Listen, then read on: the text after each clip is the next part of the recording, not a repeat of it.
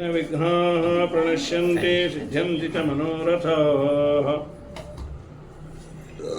ಸೃಷ್ಟಿಶ್ಚಿತ್ಯಪ್ಯಯಃ ನಿಯತಿ ತ್ರಿಶತಮೋ ಬಂಧಮೋಕ್ಷಾಶ್ಚ ಯಸ್ಮಾತಸ್ಯ ಶ್ರೀ ಬ್ರಹ್ಮರುದ್ರ ಪ್ರಭೃತಿಸುರನರದ್ವೇಷ ಶತ್ರಾತ್ಮಕಸ್ಯ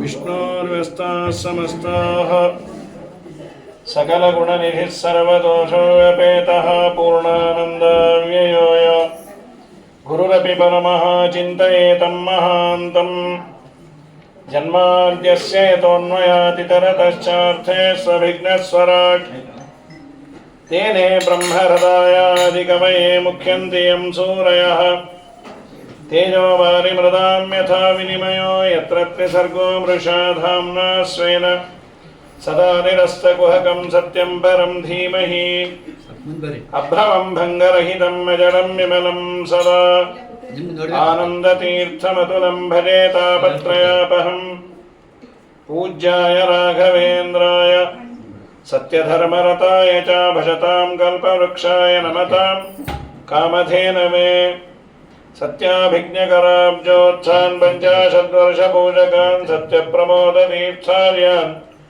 नौमिन्याय सुदारताम् स्वस्त्यस्त्वाशेदताम् अखिलसन्मङ्गलानि भवन्तु सम्यक् श्लोकैकश्रवणपठनमात्रेण वक्तुश्च श्रोतॄणाम् निखिलकलिकृतकल्मषापनोदनपटुतरे धर्माद्यकटपुरुषार्थसाधनीभूते श्रीमद्भागवतमहापुराणे अद्य कथा प्रारम्भे सति किञ्चित् पूर्वकथानुवादः अथ सर्वगुणोपेतः कालपरमशोभनः ಭಗವಂತನ ಅವತಾರದ ಮುಂಚೆ ಶುರುವಾದ ಶ್ಲೋಕ ಇದು.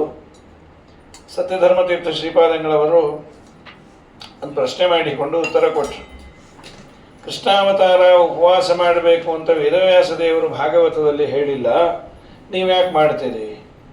ಆಚಾರ್ಯರು ಜಯಂತಿ ನಿರ್ಣಯ ಅಂತ ಒಂದು ಗ್ರಂಥವನ್ನು ಬರೆದಿದ್ದಾರೆ. ಆ ಜಯಂತಿ ನಿರ್ಣಯ ಅದಕ್ಕೆ ವ್ಯಾಖ್ಯಾನ ರೂಪವಾಗಿ ಅವರವರ ಪರಂಪರೆಯಲ್ಲಿ ಬಂದವರು ಬರೆದಿದ್ದಾರೆ. ವಿಶೇಷವಾಗಿ ಸತ್ಯಪರಾಯಣ ತೀರ್ಥರು ಒಂದು ನಿರ್ಣಯ ವಿಶಿಷ್ಟವಾಗಿ ಬರೆದಿದ್ದಾರೆ. ಇರಲಿ, ಭಾಗವತದಲ್ಲಿ ಹೇಳಿದರೆ ಚೆನ್ನಾಗಿರೋದು ಅಂತ ಇಲ್ಲ, ಹೇಳಿದ್ದಾರೆ ಅದನ್ನು ಬೇರೆ ರೀತಿಯಲ್ಲಿ ಹೇಳಿದ್ದಾರೆ ಅಂತ. ಅಥಸರ್ವ ಗುಣೋಪೇತಃ, ಸಾಮಾನ್ಯವಾಗಿ ಒಂದು ಅಧ್ಯಾಯ ಮುಗಿದ ಮೇಲೆ ಇನ್ನೊಂದು ಅಧ್ಯಾಯದ ಶುರು ಮಾಡಬೇಕಾದ್ರೆ ಅನಂತರದಲ್ಲಿ ಅಂತ. ಅಥ ಅನ್ನೋದು ಅದು ಸ್ಟೈಲು ಗ್ರಂಥದ್ದು. ಅಥ ಅನಂತರದಲ್ಲಿ.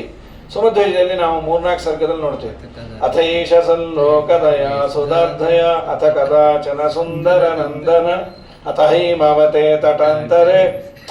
ಸೊ ಅನೇಕ ಸರ್ಗಗಳಲ್ಲಿ ಅಥ ಅಥ ಅಥ ಅಂತ ಅಥ ಅನಂತರದಲ್ಲಿ. ಅಥಾತೋ ಅದಂತೂ ಅಥಾತೋ ಬ್ರಹ್ಮ ಜಿಜ್ಞಾಸ ಅನ್ನೋದಕ್ಕಂತೂ ತುಂಬ ಒಳ್ಳೆಯ ಅರ್ಥಗಳಿದ್ದಾವೆ. ಯಾಕೆಂದರೆ ಬ್ರಹ್ಮದೇವರ ಭಗವಂತನ ಬಾಯಿಂದ ಶಬ್ದಗಳು ಉಚ್ಚಾರಣೆ ಆದಾಗ ಬಂದ ಶಬ್ದಗಳು ಅಥ ಅಥಃ ಅನ್ನೋದಂತೆ. ಹಾಗಾಗಿ ಅದು ಪರಮ ಮಂಗಲ ಅಂತ. ಬ್ರಹ್ಮದೇವ ಭಗವಂತನ ಬಾಯಿಂದ ಬಂದ ಶಬ್ದಗಳಲ್ಲೇ ಅಥ ಅಥಃ ಅನ್ನೋದಕ್ಕೆ ಎಲ್ಲ ಸೂತ್ರಗಳಿಗೂ ಪ್ರಾಯ ಅಥಾತೋ ಬ್ರಹ್ಮ ಜಿಜ್ಞಾಸ ಓಂ, ಅಥಾತೋ ಧರ್ಮ ಜಿಜ್ಞಾಸ ಓಂ, ಅಥಾತೋ ದೈವೇ ಮೀಮಾಂಸಾ ಓಂ. ಮೀಮಾಂಸಾ ಸೂತ್ರಗಳಿದೆ, ನಾವು ಅದನ್ನು ಅಧ್ಯಯನ ಮಾಡೋದಿಲ್ಲ, ಸರಿ ಮಾಡಬೇಕು. ದೈವೀ ಮೀಮಾಂಸಾ ಅಂತ, ಆಮೇಲೆ ಧರ್ಮ ಜಿಜ್ಞಾಸ, ಎಲ್ಲ ಕಡೆ ಅಥಾಥೋ ಅಂತಿದೆ. ಯಾಕೆ ಎಲ್ಲ ಕಡೆ ಈ ಅಥಾಥೋ ಅನ್ನೋ ಶಬ್ದಗಳನ್ನೇ ಅಥ ಅಥಃ ಅಂತ ಅದನ್ನು ಬಿಡಿಸೋದು? ಅಥ ಅನಂತರದಲ್ಲಿ ಅಥಃ ಆದ್ದರಿಂದ ಅಂತ ಕಾರಣಗಳನ್ನು ಕೊಟ್ಟಿದ್ದಾರೆ, 5 ಕಾರಣವನ್ನು. ಯಾಕೆ ಇದನ್ನೇ ಬಂದಿದ್ದು ಅಂದರೆ ಟೀಕಾಕೃತ್ಪಾದರು ಆಚಾರ್ಯರು ಶಬ್ದಜಾತಸ್ಯ ಸರ್ವಸ್ಯ, ಶಬ್ದಗಳು ಅಂತ ಭಗವಂತನ ಬಾಯಿಂದ ಬಂದ ಕೂಡಲೇ ಬಂದ ಈ ಶಬ್ದಗಳು ಅಥ ಅಥಃ ಅನ್ನುವ ಶಬ್ದಗಳು ಬಂದದ್ದರಿಂದ ಅದು ಪರಮ ಮಂಗಲ ಅಂತ. ಪರಮ ಮಂಗಲ ಆದದ್ದರಿಂದ ಗ್ರಂಥದ ಆರಂಭದಲ್ಲಿ ಅದನ್ನು ಇಟ್ಟಿದ್ದಾರೆ ಅಂತ. ನಮ್ಮ ಈ ಸರ್ಗಗಳಲ್ಲಿ ಸ್ಟೈಲ್ ಏನಂದರೆ ಅಥ ಅಂತ. ಅದು ಸರಿ, ಸತ್ಯಧರ್ಮರು ಅಥ ಅನ್ನೋದಕ್ಕೆ ಒಂದು ವ್ಯಾಖ್ಯಾನವನ್ನು ಮಾಡಿದರು, ಅದೇ ಉಪವಾಸ ಅಂತ. ಅಥ ಅಂದ್ರೆ ಉಪವಾಸ ಹೇಗ್ರಪ್ಪ? ಥ ಅನ್ನೋದಕ್ಕೆ ಅನ್ನ ಅಂತ ಅರ್ಥ ಇದೆ. ಥ ಅಂದರೆ ಥ ಥ. ಆ ಅಂದರೆ ಇಲ್ಲ, ಏನಿಲ್ಲ, ಥಾ ಇಲ್ಲ, ಯಾವತ್ತು ಥಾ ಇಲ್ಲ ಅದು ಅಥ. ನ ವಿದ್ಯತೆ ಥಮ್ ಯಸ್ಮಿನ್ ದಿನೇ. ಅಥ ಅಂದರೆ ಕೃಷ್ಣ ಅವತಾರ ಮಾಡುವ ದಿವಸ ಉಪವಾಸ ಮಾಡಿ ಅನ್ನೋದನ್ನ ವೇದವ್ಯಾಸ ದೇವರು ಅಥ ಅಂತ ತಿಳಿಸಿದ್ರು ಅಂತ. ಅಥ ಸರ್ವಗುಣೋಪೇತ ಕಾಲ ಪರಮಶೋಭನ ಅಂತ ಹೇಳಿಲ್ಲ ಅನ್ಬೇಡ್ರಿ, ಅದನ್ನ ಸೂಕ್ಷ್ಮವಾಗಿ ಹೇಳಿದ್ದಾರೆ. ನೀವು ಅದನ್ನ ನೋಡಿ ಮಾಡಿ. ಮತ್ತೆ ಯಾಕೆ ಅದನ್ನ ಉಪವಾಸ ಮಾಡಿ ಅಂತ ಎಲ್ಲರೂ ಮಾಡಿ ಮತ್ತು ಪುಣ್ಯಕ್ಕೆ ಭಾಜನರಾಗಬಾರದು ಅಂತಾನೋ ಅದನ್ನ ಅಥ ಅಂದ್ರು ಅಂತ. ಹತ ಸರ್ವ ಗುಣೋಪೇತ. ಪರಮಾತ್ಮ ಅವತಾರ ಮಾಡೋ ಕಾಲಕ್ಕೆ ನಿಶೀತೆ ತಮ ಉದ್ಭೂತೆ ಜಾಯಮಾನೆ ಜನಾರ್ದನೆ ದೇವಕ್ಯಾಂ ದೇವರೂಪಿಣ್ಯಾಂ ವಿಷ್ಣು ಸರ್ವಗುಹಾಶ್ರಯ ಪ್ರಾದುರಾಸೀತ್. ಪ್ರಾದುರ್ಭೂತನಾದ ಅಂತಾನೆ ಭಾಗವತ ಅಂತ. ಯಥಾ ಪ್ರಾಚ್ಯಂ ದಿಶೀಂದ್ರಿವ ಪುಷ್ಕಲಃ. ನಮ್ಮ ಸ್ವಾಮಿ ಬರೋದು ಹೇಗೆ ಬಂದ? ಅಥ ಸರ್ವ ಗುಣೋಪೇತ ಕಾಲ ಪರಮಶೋಭನ ಅಂತ ಹೇಳಿ ದೇವರು ಬರೋ ಕಾಲಕ್ಕೆ ನಿಶೀತೆ ತಮ ಉದ್ಭೂತೆ, ಪೂರ್ಣ ಕತ್ತಲಾಗಿದೆ. ಜಾಯಮಾನೇ ಜನಾರ್ದನೆ, ಜಾಯಮಾನೇ ಜನಾರ್ದನೆ ಅನ್ನೋ ಕಡೆ ಜನಾರ್ದನನು ಹುಟ್ಟುತ್ತಿರಲಾಗಿ ಅಂತ ಒಂದು ಅರ್ಥ. ಅಜ ಅಯಮ ಅನೇಜನ ಅಂತಾರೆ. ಅಜ ಅಂದ್ರೆ ಜನ್ಮರಹಿತನಾದ ದೇವರು ಅಂತ ಅಜ ಅಂದ್ರೆ. ಅನೇಜನ ಅಂದ್ರೆ ಯಾರಿಗೂ ಹೆದರದವ ಅಂತ. ಯಾಕೆ ಈ ಮಾತುಗಳು ಸತ್ಯಧರ್ಮರು ವ್ಯಾಖ್ಯಾನ ಮಾಡಿದ್ರು ಅಂದ್ರೆ, ಕೃಷ್ಣಾವತಾರ ಆದದ್ದೇ ಕಂಸನನ್ನ ಕೊಲ್ಲಲಿಕ್ಕೆ ಪ್ರಧಾನವಾಗಿ. ಬಂದ ಮೇಲೆ ಕೆಲಸ ಮುಗಿಸ್ಕೊಂಡು ಹೋಗೋದು ಬಿಟ್ಟು ತಕ್ಷಣ ಓಡಿ ಹೋದ ಯಾಕೆ? ಅವತಾರ ಮಾಡಿದ ಮೇಲೆ, ಮಥುರಾದಲ್ಲಿ ಅವತಾರ ಮಾಡಿದ ಮೇಲೆ ಕಂಸ ಬಂದೇ ಬರ್ತಾನೆ. ಕಂಸನ ಸಂಹಾರ ಮಾಡಿ ಮುಂದಿನ ಕೆಲಸಕ್ಕೆ ಹೋಗ್ಬೇಕು, ಇಲ್ಲಿಂದ ಓಡಿ ಹೋಗೋದು ಯಾಕೆ ಹಾಗೆ ಮಾಡ್ದ? ಯಾರೋ ಅಂದ್ರು ಮತ್ತೆ ಅವರೇ ಪ್ರಶ್ನೆ ಮಾಡಿ ಉತ್ತರ ಕೊಟ್ರಿ, ಇಲ್ರಿ ಅದು ಇನ್ನೂ ಚಿಕ್ಕ ಕೂಸು, ಮುಂದೆಲ್ಲ ಅದು ಚಲೋದ್ನಾಗ ತಿಂದು ಉಂಡು ಒಳ್ಳೆ ಜಿಮ್ಮು ಗಿಮ್ಮೆಲ್ಲ ಮಾಡಿ ಅದು ಗಟ್ಟಿ ಮುಟ್ಟಿ ಆಗಿ ಆಮೇಲೆ ಬರೋದಿತ್ತು. ಹಾಗೆಲ್ಲ ಅನ್ಕೋಬೇಡ್ರಿ. ಪರಮಾತ್ಮನಿಗೆ ಯಾರ ಭಯ ಇಲ್ಲ. ನಕಂಸ ಭೀತ್ಯ ಅಭಿಯೋ ಸಶೌರಿ. ಇದು ವದರ ಸ್ವಾಮಿಗಳನ್ನು ರುಕ್ಮಿಣಿ ಶೈಲಿಯಲ್ಲಿ ಕಂಸನ ಭಯದಿಂದ ಹೋದ ಅನ್ಬೇಡ್ರಿ. ಅದು ನಿಮ್ಗೇನು ಗೊತ್ತರಪ್ಪ? ಹೋಗಂತೂ ಹೋಗಿದಾನಲ್ಲ, ಯಾಕೆ ಹೋದ? ಹೌದು, ಕಂಸನ ಭಯ ದೇವರಿಗಿಲ್ಲ, ನೀವೇಗಂತೀರಿ? ವಾದಿರಾಜರಂದ್ರು ಸ್ವಸಂಶ್ರಿತಾನಾಂ ಅಭಯಸ್ಯ ಕರ್ತ. ಅವನಿಗೆ ಭಯ ಇಲ್ಲ ಅಂತಲ್ಲ, ಅವ್ನು ನಂಬದವ್ರಿಗೆ ಭಯ ಇಲ್ಲ, ಅವನಿಗೆಲ್ಲಿ ಭಯ ರೀ? ನೀನ್ ಯಾಕೋ, ನಿನ್ನ ಹಂಗೆ ಯಾಕೋ, ನಿನ್ನ ನಾಮದ ಬಲ ಒಂದಿದ್ದರೆ ಸಾಕು ಅಂದ್ರು ದಾಸರು. ನೀ ಬ್ಯಾಡೆ ಮಾಡ್ಬೇಡ, ನಿನ್ನ ಹೆಸರೇನೆ ಬದುಕ್ತೀವಿ.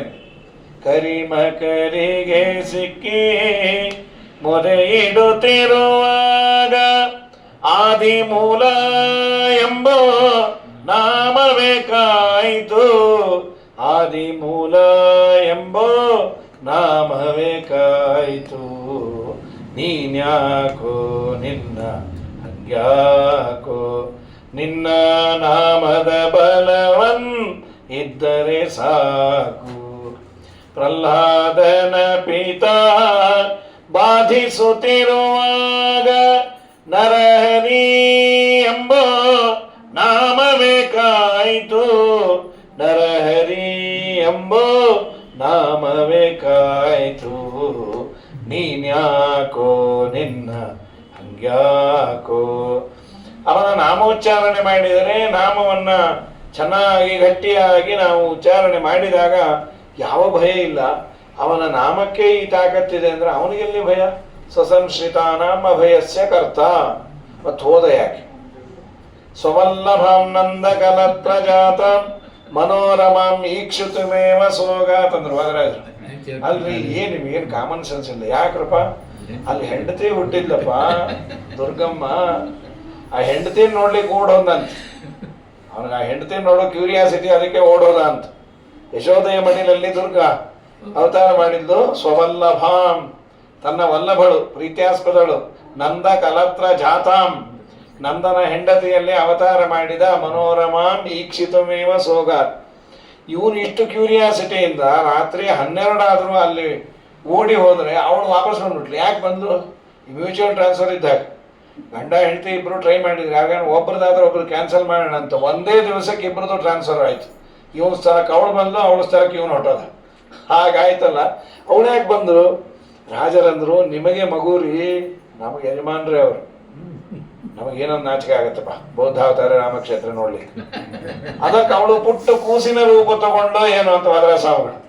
ಯಾಕೆ ಲಕ್ಷ್ಮೀದೇವಿ ಪುಟ್ಟ ಕೂಸಾಗಿ ಬಂದು ಅಂದ್ರೆ, ನನ್ನ ಯಜಮಾನರು ಪುಟ್ಟ ಕೂಸಾಗಿ ಬಂದಿದ್ದಾರೆ, ಅದಕ್ಕೆ ನಾನು ಪುಟ್ಟ ಕೂಸೆ ಆಗ್ತೀನಿ, ಅವ್ರು ನೋಡ್ಲಿಕ್ಕೆ ನಮ್ಗೆ ಬಹಳ ನಾಚಿಕೆ ಆಗ್ತಾವ ಅಂತ ಹೊರಟು ಬಂದು ಏನೋ. ಇದು ರಾಜರ ಚಿಂತನೆ. ಹಾಗಾಗಿ ನಿಷೇಧೆ ತಮ ಉದ್ಭೂತೆ ಅನ್ನೋದಕ್ಕೆ ಸತ್ಯಧರ್ಮರು ಅಜ ಅಜ ಅಂದರೆ ಜನನರಹಿತನಾದ ಭಗವಂತ, ಅನೇಜನ ಅಂದರೆ ಯಾರಿಗೂ ಹೆದರೋದಿಲ್ಲ ಅಂತ. ಏಜತ್ ಅಂದರೆ ಭಯ ಪಡೋದು, ಏಜರು ಕಂಪನೆ ಅಂತ.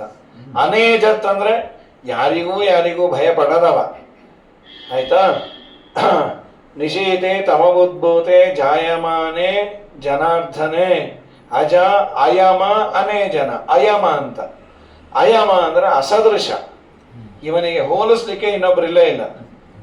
ರಾಮ ಹೇಗಿದ್ದಾನೆ? ಕೃಷ್ಣ ಇದ್ದಾಗಿದ್ದಾನೆ ಅಷ್ಟೆ. ರಾಮನಿಗೆ ಕೃಷ್ಣ, ಕೃಷ್ಣನಿಗೆ ರಾಮ. ಉಪಮಾನ ಮಹೋ ನದೃಶ್ಯತೆ ಕವಿವರ್ಯೈರಿತರೇತರಂಬಿನ. ವೇದವ್ಯಾಸ ದೇವರ ಪಾದದ ವರ್ಣನೆ ಮಾಡಿದರು. ಎಡಪಾದ ಹೇಗಿದೆ ಅಂದರು, ಬಲಪಾದ ಇದ್ದಾಗಿದೆ. ಬಲಪಾದ ಎಡಪಾದ ಇದ್ದಾಗಿದೆ. ಅಲ್ರಿ ಇನ್ನೊಂದು ಕಂಪೇರ್ ಮಾಡ್ರಿ, ಇನ್ನೊಬ್ಬನ ಕಾಲ ಆಗಿಲ್ಲ. ಆದ್ರಿಂದ ದೇವರಿಗೆ ದೇವರೇ ಸದೃಶ ಅಂತ. ಉಪಮಾನ ಮಹೋ ನದೃಶ್ಯತೆ ಕವಿವರ್ಯೈಹಿ ಇತರೇತರಂಬಿನ. ಇದಕ್ಕದು ಅದಕ್ಕಿದು ಅಂತ. ಬರೋ ಕಾಲಕ್ಕೆ ಮೈ ತುಂಬ ಬಂಗಾರ. ನೀಲಮಾಣಿಕ್ಯದ ಪುತ್ಥಳಿಯೋ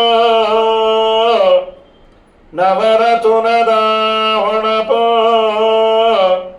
ಆ ಮಹಾಲಕುಮಿ ಮಾಡಿದ ಪುಣ್ಯನಿಧಿಯೋ ವಿಜಯ ವಿಠ್ಠಲರೇಯನ ನೋಡಿದರು ಆಗ ಕೊಂಡಾಡಿದರು ಆಗ. ವಿಜಯ ವಿಠ್ಠಲರೇಯನ ಕೊಂಡಾಡಿದರು ಆಗ. ಬಂದ ಮನ್ಮಾನಸಕ್ಕೆ ಶ್ರೀಹರಿ ಬಂದ ಮನ್ಮಾನಸಕ್ಕೆ. ಥಳಥಳಿಸುವನವ ರತ್ನ ಕಿರೀಟವು ಹೊಳೆವ ಮಕರ ಕುಂಡಲ ಧ್ವಜವು ತುಳಸಿ ಮಾಲೆ ವನಮಾಲೆ ಇಂದೊಪ್ಪುತ ಬಲು ತೇಜಸ್ವಿಗೆ ತೇಜೋಮಯನಾದ ಹರಿಬಂದ ಮನ್ಮಾನಸಕ್ಕೆ.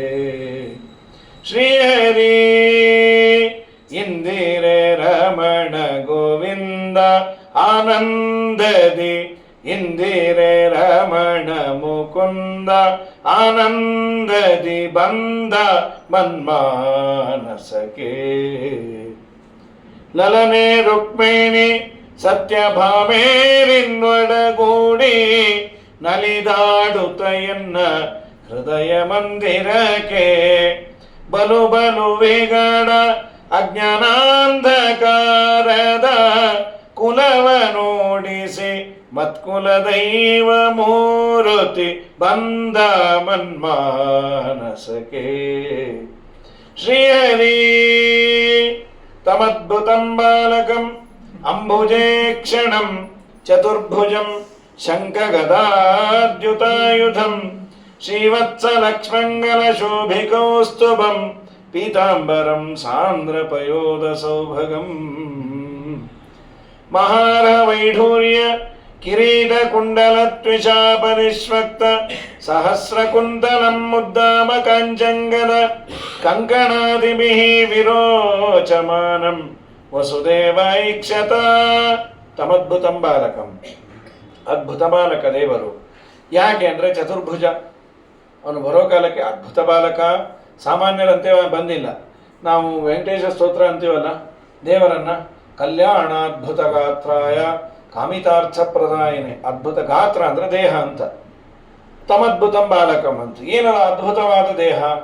ಜನರಲ್ ಆಗಿ ಅದ್ಭುತ ಅಂದರೆ ಸಿಕ್ಕಾಪಟ್ಟೆ ಸೈಜ್ ಇದ್ರೆ ಅದ್ಭುತ ಅಂತಾರೆ. ಏನು ಅವರು ಅದ್ಭುತ, ಆಟೋದಲ್ಲಿ ಹಿಡಿಲೇ ಇಲ್ಲರಪ್ಪೋ, ಅದಲ್ಲ ಅದ್ಭುತ ಅಂದರೆ ಪ್ರಪಂಚದಲ್ಲಿ ಯಾವ ಪದಾರ್ಥವೂ ಇವನ ಮುಂದೆ ಅತ್ಯಂತ ಅತ್ಯಂತ ಚಿಕ್ಕದು. ದೇವರಿಗೆ ಧನ್ಯಾಶ್ಚರ್ಯೋಪಾಖ್ಯಾನ ಅಂತಾನೆ ಬರುತ್ತೆ ಹರಿವಂಶದಲ್ಲಿ. ತ್ವಂ ಧನ್ಯೋಸಿ ತ್ವಂ ಆಶ್ಚರ್ಯೋಸಿ ಅಂತ ನಾರದರು ಹೇಳೋದು. ದೇವರ ಮುಂದೆ ಬಂದು ತ್ವಂ ಧನ್ಯೋಸಿ ತ್ವಂ ಆಶ್ಚರ್ಯೋಸಿ. ಅಲ್ಲಿ ಹೇಳ್ತಾರೆ ಆಶ್ಚರ್ಯ ಆಶ್ಚರ್ಯ ಅನ್ನೋದಕ್ಕೆ ಅರ್ಥವನ್ನು ಬರೆಯಾರೆ. ಆ ಅಂದರೆ ಚೆನ್ನಾಗಿ ಚರಣ ಸುಖಚರಣ ಯೋಗ್ಯ, ಸುಖವನ್ನ ಪಡಲಿಕ್ಕೆ ಯೋಗ್ಯವಾದ ಜೀವಿಗಳಿಗೆ ಸುಖವನ್ನ ಕೊಡುವುದರಿಂದ ನಿನ್ನ ಹೆಸರು ಆಶ್ಚರ್ಯ. ಧನ್ಯೋಸಿ, ನೀನು ಎಲ್ಲಕ್ಕಿನ್ನ ಅದ್ಭುತ ಅದ್ಭುತ ದೇವರು ಅಂತ. ಅದ್ಭುತಂ ಬಾಲಕಂ ಅಂಬುಜೇಕ್ಷಣಂ. ಯಾಕೆ ಇವನು ಸಾಮಾನ್ಯ ಮಗುವಿನಂತೆ ಬಂದೇ ಇಲ್ಲ.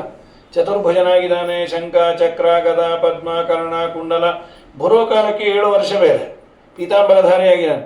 ಈ ಅಪ್ಪ ಅಮ್ಮಂಗಾಗಲಿ, ಅಜ್ಜಿ ತಾತಂಗಾಗಲಿ ಮಗುವಾಗಿದೆ, ಅದಕ್ಕೆ ರುಡಿ ತೊಗೊಂಬ, ಗೆಜ್ಜೆ ತೊಗೊಂಬ, ಉಡ್ದಾರ ತೊಗೊಂಬ, ಏನೇನೇನೇನೇ ಇಲ್ಲ ಬಿಚ್ಕೊಂಡು ಹೋಗೋಷ್ಟಿತ್ತು ಅದ್ರ ಮೇಲೆ ತರೋದೆಲ್ಲಿ. ಹಾಗಾಗಿ ಸ್ವಾಮಿ ಬಂದಾಗ ಅವನಂದ ನಿಮ್ದು ಏನೇನೇನು ಬೇಡ, ನಾ ಯಾರಿಗೂ ತ್ರಾಸು ಕೊಡೋದಿಲ್ಲ, ಬೇಕಾದ್ರೆ ನಂದೇ ಬೇಕಾದ್ರೆ ತೊಗೊಂಡು ಹೋಗಿ. ಹಾಗಾಗಿ ಅದ್ಭುತ ಬಾಲಕ, ಯಾರೂ ಹೀಗೆ ಬಂದಿಲ್ಲ. ಅದಕ್ಕೆ ಮಧುರಾಜ ಸ್ವಾಮಿಗಳಂದರು ಶ್ರೀಮದಾಚಾರ್ಯರು ಹೇಳಿದ್ದಾನೆ ರಾಜರಂತಾರೆ. ಶ್ರೀಮದಾಚಾರ್ಯ ಹೇಳಿದ್ದೇನೆಂದರೆ ದೇವರು ಆಮೇಲೆ ಸಾಮಾನ್ಯ ಮಗುವಿನಂತೆ ಆದ. ಚತುರ್ಭುಜ ಯಾವಾಗ ಮತ್ತೆ ತೋರಿಸಿದ್ದವನು ಇದರಲ್ಲೇ ವಿಶ್ವರೂಪ ದರ್ಶನದಲ್ಲೇ ಸಾಮಾನ್ಯ ಮಗುವಿನಂತೆ ಆಗಿಬಿಟ್ಟ. ಸಾಮಾನ್ಯ ಮಗುವಿನಂತೆ ಆಗೋದೇ ದೇವರ ಸಂಕಲ್ಪ ಅಂತಾದರೆ ಈ ಮೇಕಪ್ ಬೇಕು ಯಾಕೆ? ಕನ್ನಡಿ ಮುಂದೆ ಮಧ್ಯಾಹ್ನ 2ರಿಂದ ಕೂತು ಸಾಯಂಕಾಲ 6 ಚಲೋ ಹೊತ್ತಾಗೆ 10 ಸಲ ಮಾರಿ ತೊಳ್ಕೊಂಡು ಎಲ್ಲ ಮೇಕಪ್ ಮಾಡಿಕೊಂಡು ಯಾರೋ ಒಂದು ಪಾರ್ಟಿನ ಅಂತ. ಇಲ್ಲಪ್ಪ, ಸಾಯಂಕಾಲ ನಳದಲ್ಲಿ ನೀರು ಬರ್ತಾವೆ, ಮುಖ ತೊಳ್ಕೊಬೇಕು ಅಂತ. ನಳದಲ್ಲಿ ನೀರು ಬಂದರೆ ಇಷ್ಟು ಮೇಕಪ್ ಮಾಡ್ಕೊಂಡು ತೊಳ್ಕೊಬೇಕು, ಅದನ್ನು ಹಾಗೆ ತೊಳ್ಕೊಂಡ್ರೆ ಬೇಡ ಅನ್ನತ್ತ. ಇಷ್ಟೆಲ್ಲ ಅವನು ಬಿಚ್ಚಿಡೋದಾದ್ರೆ ಹಾಕೊಂಬಂದ ಯಾಕೆ? ಅದಕ್ಕೆ ದೇವರಂದ ನಾನು ನೀವು ಬೇರೆ ಅಂತ ಜ್ಞಾನಿಗಳು ತಿಳಿದುಕೊಳ್ಳಲಿಕ್ಕೆ ಏನಾದರೂ ಒಂದು ಕ್ರೈಟೀರಿಯಾ ಬೇಕಲ್ಲ. ಕೃಷ್ಣ ಬೇರೆ, ನಾನು ಬೇರೆ. ಅವತಾರದಲ್ಲಿ ಏನಾದರೂ ಡಿಫರೆನ್ಸ್ ತೋರಿಸ್ಬೇಕು. ನಾ ಬರೋ ಕಾಲಕ್ಕೆ ಹೇಗೆ ಬಂದೆ, ನೀವು ಬರೋ ಕಾಲಕ್ಕೆ ಹೇಗೆ ಬಂದ್ರಿ ಕೇಳ್ಕೊಟ್ರಿ. ನಾ ಬಂದದ್ದಂತೂ ಭಾಗವತ ಡೇಟಾ ಕೊಡ್ತು. ತಮದ್ಭುತಂ ಬಾಲಕಂ ಅಂಬುಜೇಕ್ಷಣಂ ಚತುರ್ಭುಜ ಶಂಖ ಚಕ್ರ ಗದಾ ಪದ್ಮ ಕರ್ಣ ಕುಂಡಲ ಮಹಾರ್ಹ ವೈಢೂರ್ಯ. ಮಹಾರ್ಹ ಬೆಲೆ ಕಟ್ಟಲಾಗದಂತಹ ವೈಢೂರ್ಯ, ವಜ್ರ ಅವುಗಳ ಮಹಾರ್ಹ ವೈಢೂರ್ಯ, ಕಿರೀಟ ಕುಂಡಲ ತ್ವಿಷ ಪರಿಶ್ವಕ್ತ. ಅದು ಏನು ಹೊಳಪಿತ್ತು ಅಂದರೆ ದೇವರ ಕಿರೀಟದಲ್ಲಿದ್ದಂತಹ ವಜ್ರ ವೈಢೂರ್ಯಗಳ ಬೆಳಕಿನಿಂದ 1000 ಕ್ಯಾಂಡಲ್ ಬಲ್ಬ್ ಹಾಕ್ದಾಗಿತ್ತಂತ ಕೃಷ್ಣಾವತಾರ ಆದಾಗ. ಅತಿ ಕತ್ತಲಲ್ಲಿ ಅಷ್ಟಮಿ ದಿವಸ ಚಂದ್ರನೂ ಚೂರ ಇರ್ತಾನೆ, ಕತ್ತಲಮಯ. ಈಗೂ ಅಲ್ಲಿ ನೋಡ್ಕೊಂಬಂದ್ರೆ ಮುಂದೆ ಅದೇ ಟಾರ್ಗೆಟ್ ಅಂದ್ಯಾ. ರಾಮನ್ ಟೆಂಪಲ್ ಆಯಿತು, ಈಗ ಕೃಷ್ಣಂದು ಅಂತ. ಸರಿ, ಅದು ಚಿಕ್ಕದು ಕೃಷ್ಣಾವತಾರ ಆದ ಸೆಲ್ ಇಷ್ಟೇ ಇಷ್ಟಿದೆ, ಕತ್ತಲಮಯ. ಮತ್ತು ಇವ್ರು ದೇವರು ನೋಡೋದ್ರೆ ಹೇಗೆ? ಅದೇನ್ರಿ ಸೆಲ್ ಇತ್ತು, ಟಾರ್ಚ್ ಹಾಕೋದು, ನಿನ್ನ ತಲೆ ಇತ್ತು, ಸೆಲ್ಲಲ್ಲಿ ಇದ್ರು ಅವ್ರು ಅಷ್ಟೇ, ಸೆಲ್ ಅವ್ರ ಹತ್ರ ಏನಿರಲಿಲ್ಲ. ಕೃಷ್ಣ ಹಾಕಿಕೊಂಡು ಬಂದ ಆಭರಣದಿಂದ ಅದು ಹೊಳಿತಾ ಇತ್ತಂತೆ. ಇಷ್ಟೆಲ್ಲ ಅವನು ಹಾಕಿಕೊಂಡು ಬಂದದ್ದರಿಂದ ಅದ್ಭುತ ಬಾಲಕ. ಇದು ನನಗೆ ಕೃಷ್ಣನ ಡೇಟಾ ಗೊತ್ತಾಗಿದ್ದೆ ಗ್ರಂಥಗಳಿಂದ. ನಾವೇನು ಕೃಷ್ಣಾವತಾರ ಆದಾಗ ನಾವಿಲ್ಲ ಬಿಟ್ಟಿಲ್ಲ, ಯಾರ್ಯಾರು ಇರಲಿಲ್ಲ, ಇದ್ದಿದ್ದೆ ಅವರ ಅಪ್ಪ ಅಮ್ಮ, ಇನ್ಯಾರಿದ್ರು ದೇವತೆಗಳು ಮೇಲಿಂದ ನೋಡಿದ್ದು. ಹಾಗಾದರೆ ನಮಗೆ ದೇವರ ಬಗ್ಗೆ ಮಾಹಿತಿ ಕೊಡುವ ಗ್ರಂಥಗಳು, ದೇವರ ಅವತಾರ ಹೀಗಾಯಿತು ಅಂತ ಹೇಳ್ತಾ ಇದೆ. ಓಕೆ, ನಿನ್ನ ಅವತಾರ ಅದು ಬೇಕಾದ ಜನ ಸಾಕ್ಷಿ ಇದ್ದಾರೆ. ಕೇಳಿ, ನಿಮ್ಮ ಅಮ್ಮನ್ನೇ ಕೇಳು. ಅಮ್ಮ, ನಾ ಹುಟ್ಟಿದಾಗ ಹಾಕೊಂಬಂದಲ್ಲ, ಕಿರೀಟ ಕೊಡು ಪ್ಲೀಸ್. ನಿಂಗ ಹೇಳಿದ್ರು ಕಿರೀಟ ಹಾಕೊಂಬಂದೆ ಅಂತ. ನೀನು ದೇವಕಿನೇ, ನಿನ್ನ ಹೆಸರು, ನಾನು ಕೃಷ್ಣ, ಮುಚ್ಚೋ ಬಾಯಿ. ಅದು ಭಾಗವತದ ಕೃಷ್ಣ, ನೀನು ಹಾಕೊಂಬಂದ್ಯೋ? ಏನೇನಿಲ್ಲ, ಬೌದ್ಧಾವತಾರ ರಾಮಕ್ಷೇತ್ರ. ನಿಂಗೆ ಹೊಸ ಬಟ್ಟೆ ತಂದ್ರೆ ಅದು ಬೇಡ ಅಂದರು ನಿಮ್ಮ ಅತ್ತೆ, ನಿಮ್ಮ ಅಜ್ಜಿ, ನಮ್ಮತ್ತೆ, ಪಕ್ಕದ ಮನೆ ಪಾರ್ವತಮ್ಮನ ಮೊಮ್ಮಗುವುದೇ ನಿನಗೆ ಬಟ್ಟೆ ತಂದ್ವಿ. ನೀ ಬಂದದ್ದೇ ಸೆಕೆಂಡ್ ಹ್ಯಾಂಡ್. ಮುಂದೆ ನಿನಗೆಲ್ಲಿ ಫಸ್ಟು.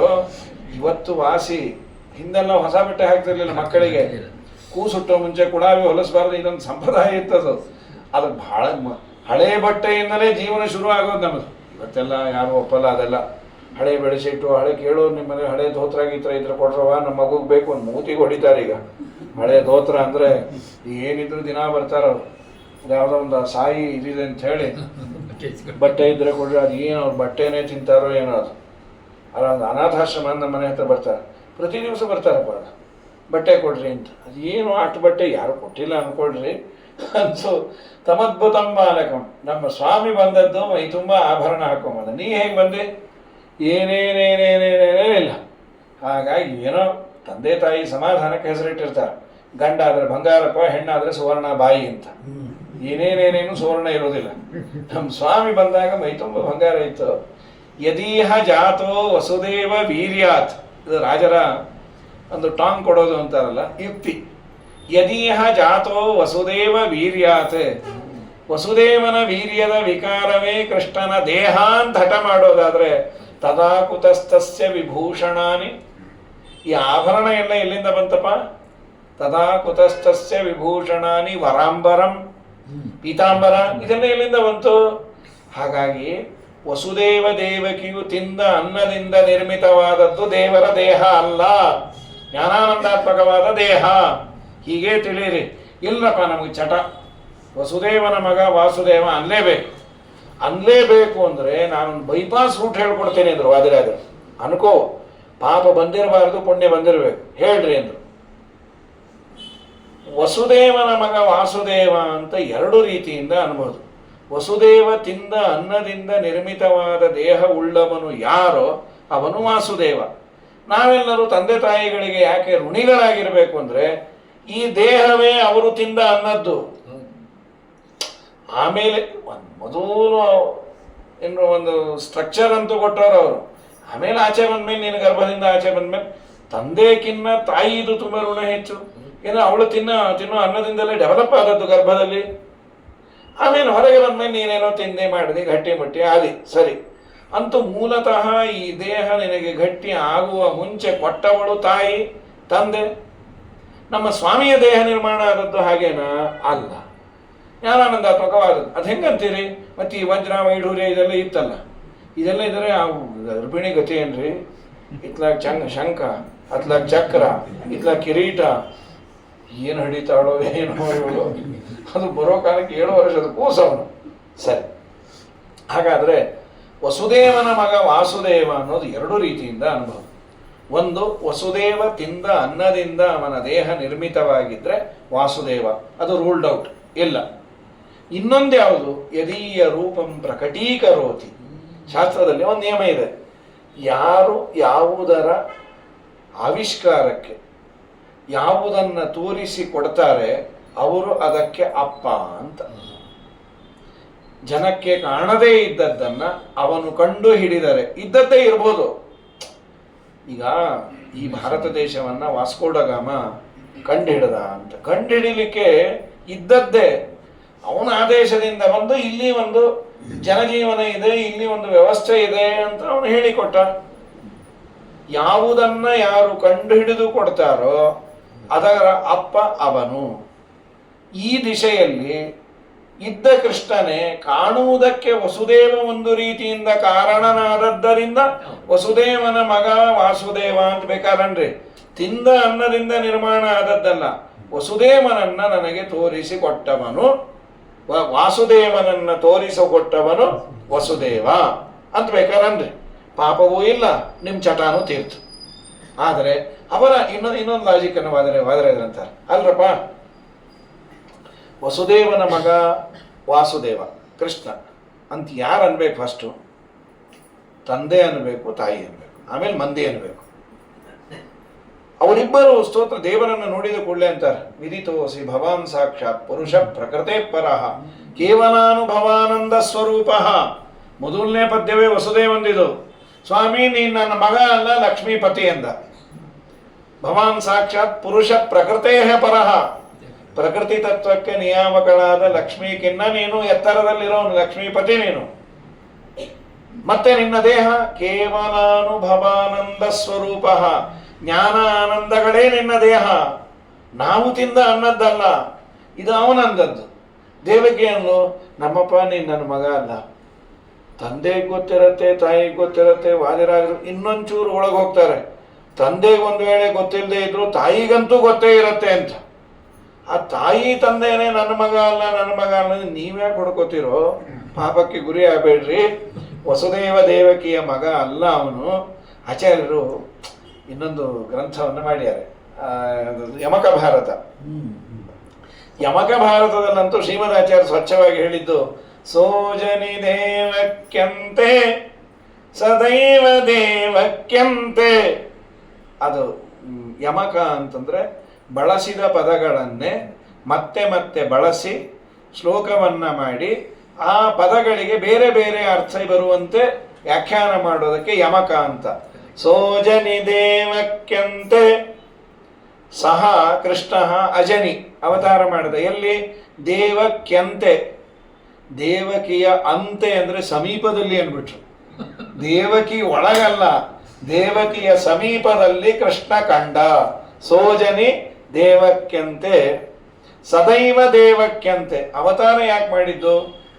ದೇವಕ್ಯಂತೆ. ಏನು ದೇವಕ್ಯಂತೆ? ದೇವಾನಾಂ ಕಾತ್ ಕರಣಾತ್, ದೇವತೆಗಳಿಗೆ ಹಿಂಸೆಯನ್ನು ಕೊಡುವುದರಿಂದ ಅಸುರರು ದೇವಕಿಗಳು. ಅವರ ಅಂತೆ, ಅವರ ನಾಶಕ್ಕಾಗಿ ದೇವರ ಅವತಾರ ಮಾಡಿದ. ಆಮೇಲೆ ಕೆಂತೆ ಅಂತ ಬಿಡಿಸ್ತಾರೆ. ದೇವಕ್ಕೆಂತೆ ಅನ್ನೋದನ್ನು ಆಚಾರ್ಯರು ಕೆಂತೆ, ಇದೇನದು ಕೆಂತೆ? ನಮ್ಮ ಕನ್ನಡ ಇಲ್ಲಿ ಅಂತ ಸಾಕು, ನೀನು ಕಂತೆ ಪುರಾಣ ಅಂತ. ಕಂತೆ ಪುರಾಣ ಅಲ್ಲ, ಕೆಂತೆ ಅಂತೆ. ಕಾ ಅಂದರೆ ಸುಖ. ಸುಖವುಳ್ಳವರು ಯಾರೋ ಅವರು ಕಿನಃ ದೇವತೆಗಳು. ಆ ಕೆಂತೆ ಅಂದರೆ ಸುಖದ ಅಂತೆ, ಅಲ್ಟಿಮೇಟ್ ಸುಖವುಳ್ಳವರು ಯಾರೋ ಅವರು ದೇವತೆಗಳು, ಕೆಂತೆ ಅಂತ. ಹೀಗೆ ಆಚಾರ್ಯರು ಪದಗಳನ್ನು ಯಮಕ ಭಾರತದಲ್ಲಿ ಬಳಸಿದ ಪದಗಳನ್ನೇ ಬಳಸಿ ಬಹಳ ಸುಂದರವಾಗಿ, ಅದು ಆಚಾರ್ಯರ ಕಾಲದಲ್ಲೇ ಅಧ್ಯಯನ ಮಾಡಿದ ನರಹರಿ ತೀರ್ಥರು ವ್ಯಾಖ್ಯಾನ ಮಾಡಿದ್ರು ಅನ್ನೋದಕ್ಕೆ ಅರ್ಥ ಗೊತ್ತಾಗುತ್ತೆ. ಇಲ್ಲಾಂದ್ರೆ ಅಪರಾಣೆ ಗೊತ್ತಾಗ್ತಾ ಇಲ್ಲ. ಆಚಾರ್ಯರು ಯಾವ ಅಭಿಪ್ರಾಯದಿಂದ ಏನು ಬಳಸ್ಯಾರಂತ ಯಾವನು ಗೊತ್ತಾಗಬೇಕು. ನರಹರಿ ತೀರ್ಥರು ಆಚಾರ್ಯರಿಂದ ಪಾಠ ಕೇಳಿ ಅವರೇನು ಮಾಡಿದರು ಅಂದರೆ ವ್ಯಾಖ್ಯಾನ ರೂಪದಲ್ಲಿ ಬರೀಲಿಲ್ಲ, ಅವರು ಶ್ಲೋಕ ರೂಪದಲ್ಲಿ ಅದರ ವಿವರಣೆಯನ್ನು ಕೊಟ್ಬಿಟ್ರು. ಇದು ನನಗೆ ಆಚಾರ್ಯರು ಹೇಳಿದ್ದು ಅಂತ. ನರಹರಿ ತೀರ್ಥರು ಮಾಡಿದ ಉಪಕಾರದಿಂದ ಯಮಕ ಭಾರತ ಅರ್ಥ ಆಗತ್ತೆ. ಇಲ್ಲ ಅಂದರೆ ಅದು ಕಂತೆ ಪುರಾಣನೇ ಆಗಿರೋದು. ಸೋಜನಿ ದೇವಕ್ಯಂತೆ ಸದೈವ ದೇವಕ್ಯಂತೆ ವಸುದೇವ ದೇವಕ್ಯಂತೆ ಅಂತ ಪ್ರಕೃತದಲ್ಲಿ ನಮ್ಮ ಸ್ವಾಮಿಯ ಅವತಾರ ಆಯಿತು. ಇಬ್ಬರು ಸ್ತೋತ್ರ ಮಾಡಿದರು, ಇಷ್ಟು ಹೇಳಿದ್ರು, ದೇವರಿಗೆ ತಂದೆ ತಾಯಿಯ ಅನಿವಾರ್ಯತೆ ಇಲ್ಲ, ಅವನು ಎಲ್ಲ ಕಡೆ ಇರ್ತಾನೆ. ಹೀಗೆ ಅವ ದೇವಕಿಯಲ್ಲೂ ಇದ್ದ.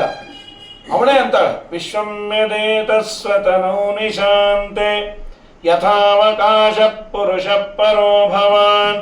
ನಮ್ಮಪ್ಪ ಪ್ರಳಯ ಕಾಲದಲ್ಲಿ ಬ್ರಹ್ಮಾಂಡವನ್ನೇ ನಿನ್ನ ಹೊಟ್ಟೆಯಲ್ಲಿ ಇಟ್ಕೊಂಡಿರ್ತೀನಿ ನಾನು ಪುರಾಣದಲ್ಲಿ ಕೇಳಿದ್ದೆ. ನನಗೊಂದು ಕಲ್ಪನೆ ಇತ್ತು, ನನ್ನ ಹೊಟ್ಟೆಯಲ್ಲಿ ದೇವರಿದಾನಂದ್ರೆ ಇಟದಪ್ಪ ಹೊಟ್ಟೆ ಇರುತ್ತೆ ಅಂತ, ಅಥವಾ ಬರುವ ದೇವರಾದ್ರೆ ಇಟದಪ್ಪ ಇರ್ತಾನೆ. ನೀನು ನೋಡು ಇಷ್ಟೇ ಇಷ್ಟಿದೆಯಲ್ಲೋ. ಪ್ರಳಯ ಕಾಲದಲ್ಲಿ ಬ್ರಹ್ಮಾಂಡವನ್ನು ನಿನ್ನ ಹೊಟ್ಟೆಯಲ್ಲಿ ಇಟ್ಟುಕೊಂಡ ನೀನು ನನ್ನ ಹೊಟ್ಟೆಯಲ್ಲಿ ಕೂತಿಯಲ್ಲ, ಜಾಗ ಸಾಕಾಯ್ತಾ? ನಿನ್ನ ಬಗ್ಗೆ ನಂಗೆ ಗೊತ್ತಿಲ್ಲ ಸ್ವಾಮಿ. ಅಹೋ ಲೋಕಸ್ಯ ವಿಡಂಬನಂ ಮಹತೆ, ಲೋಕ ವಿಡಂಬನೆಗಾಗಿ ಕೂತಿಯಲ್ಲ. ದೇವರಂದ, ಅಮ್ಮ ನಿಂಗೊಂದು ಗೊತ್ತು ಅಂತ. ಏನು ಗೊತ್ತು?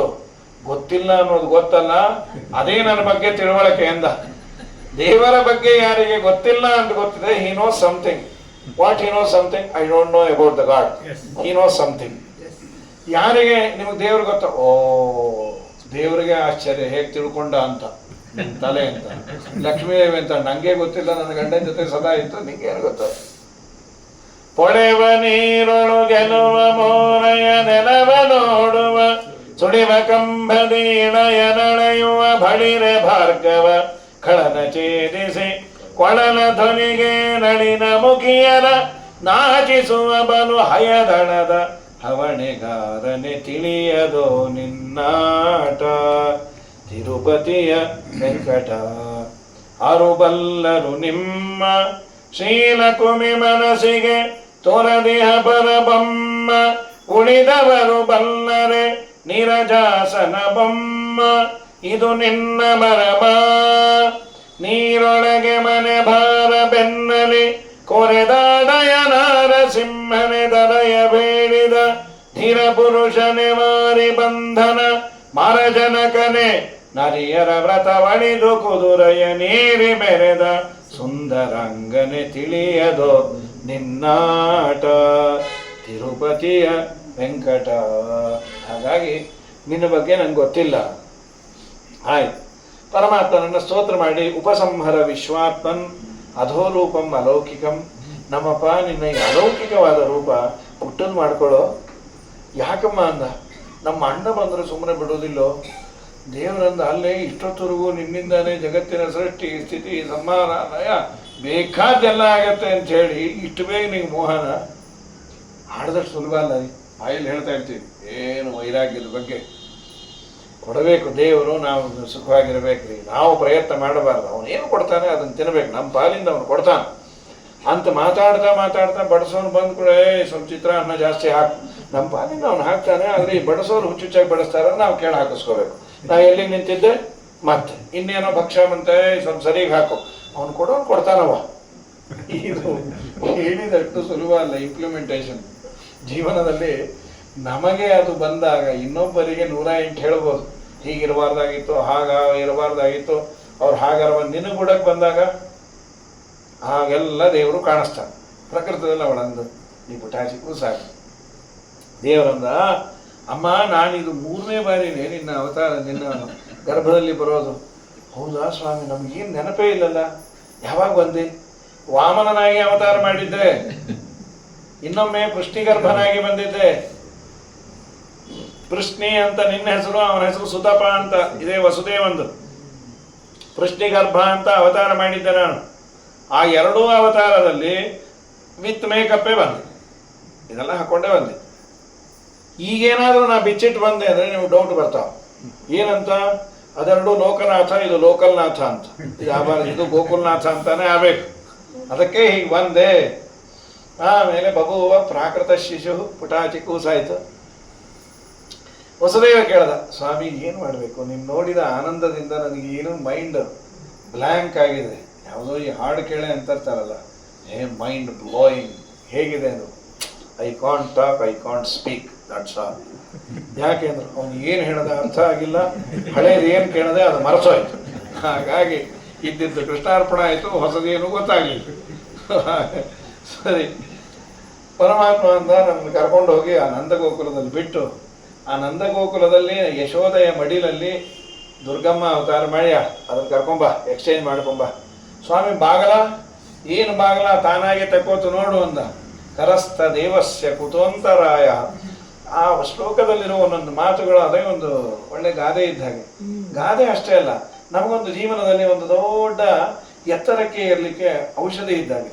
ಕೈಯಲ್ಲೇ ದೇವರಿದ್ದವನಿಗೆ ಎಲ್ಲಿ ಅಡ್ಡಿ ಆತಂಕ? ಕರಸ್ಥ ದೇವಸ್ಯ ಕುತೋಂತರಾಯ.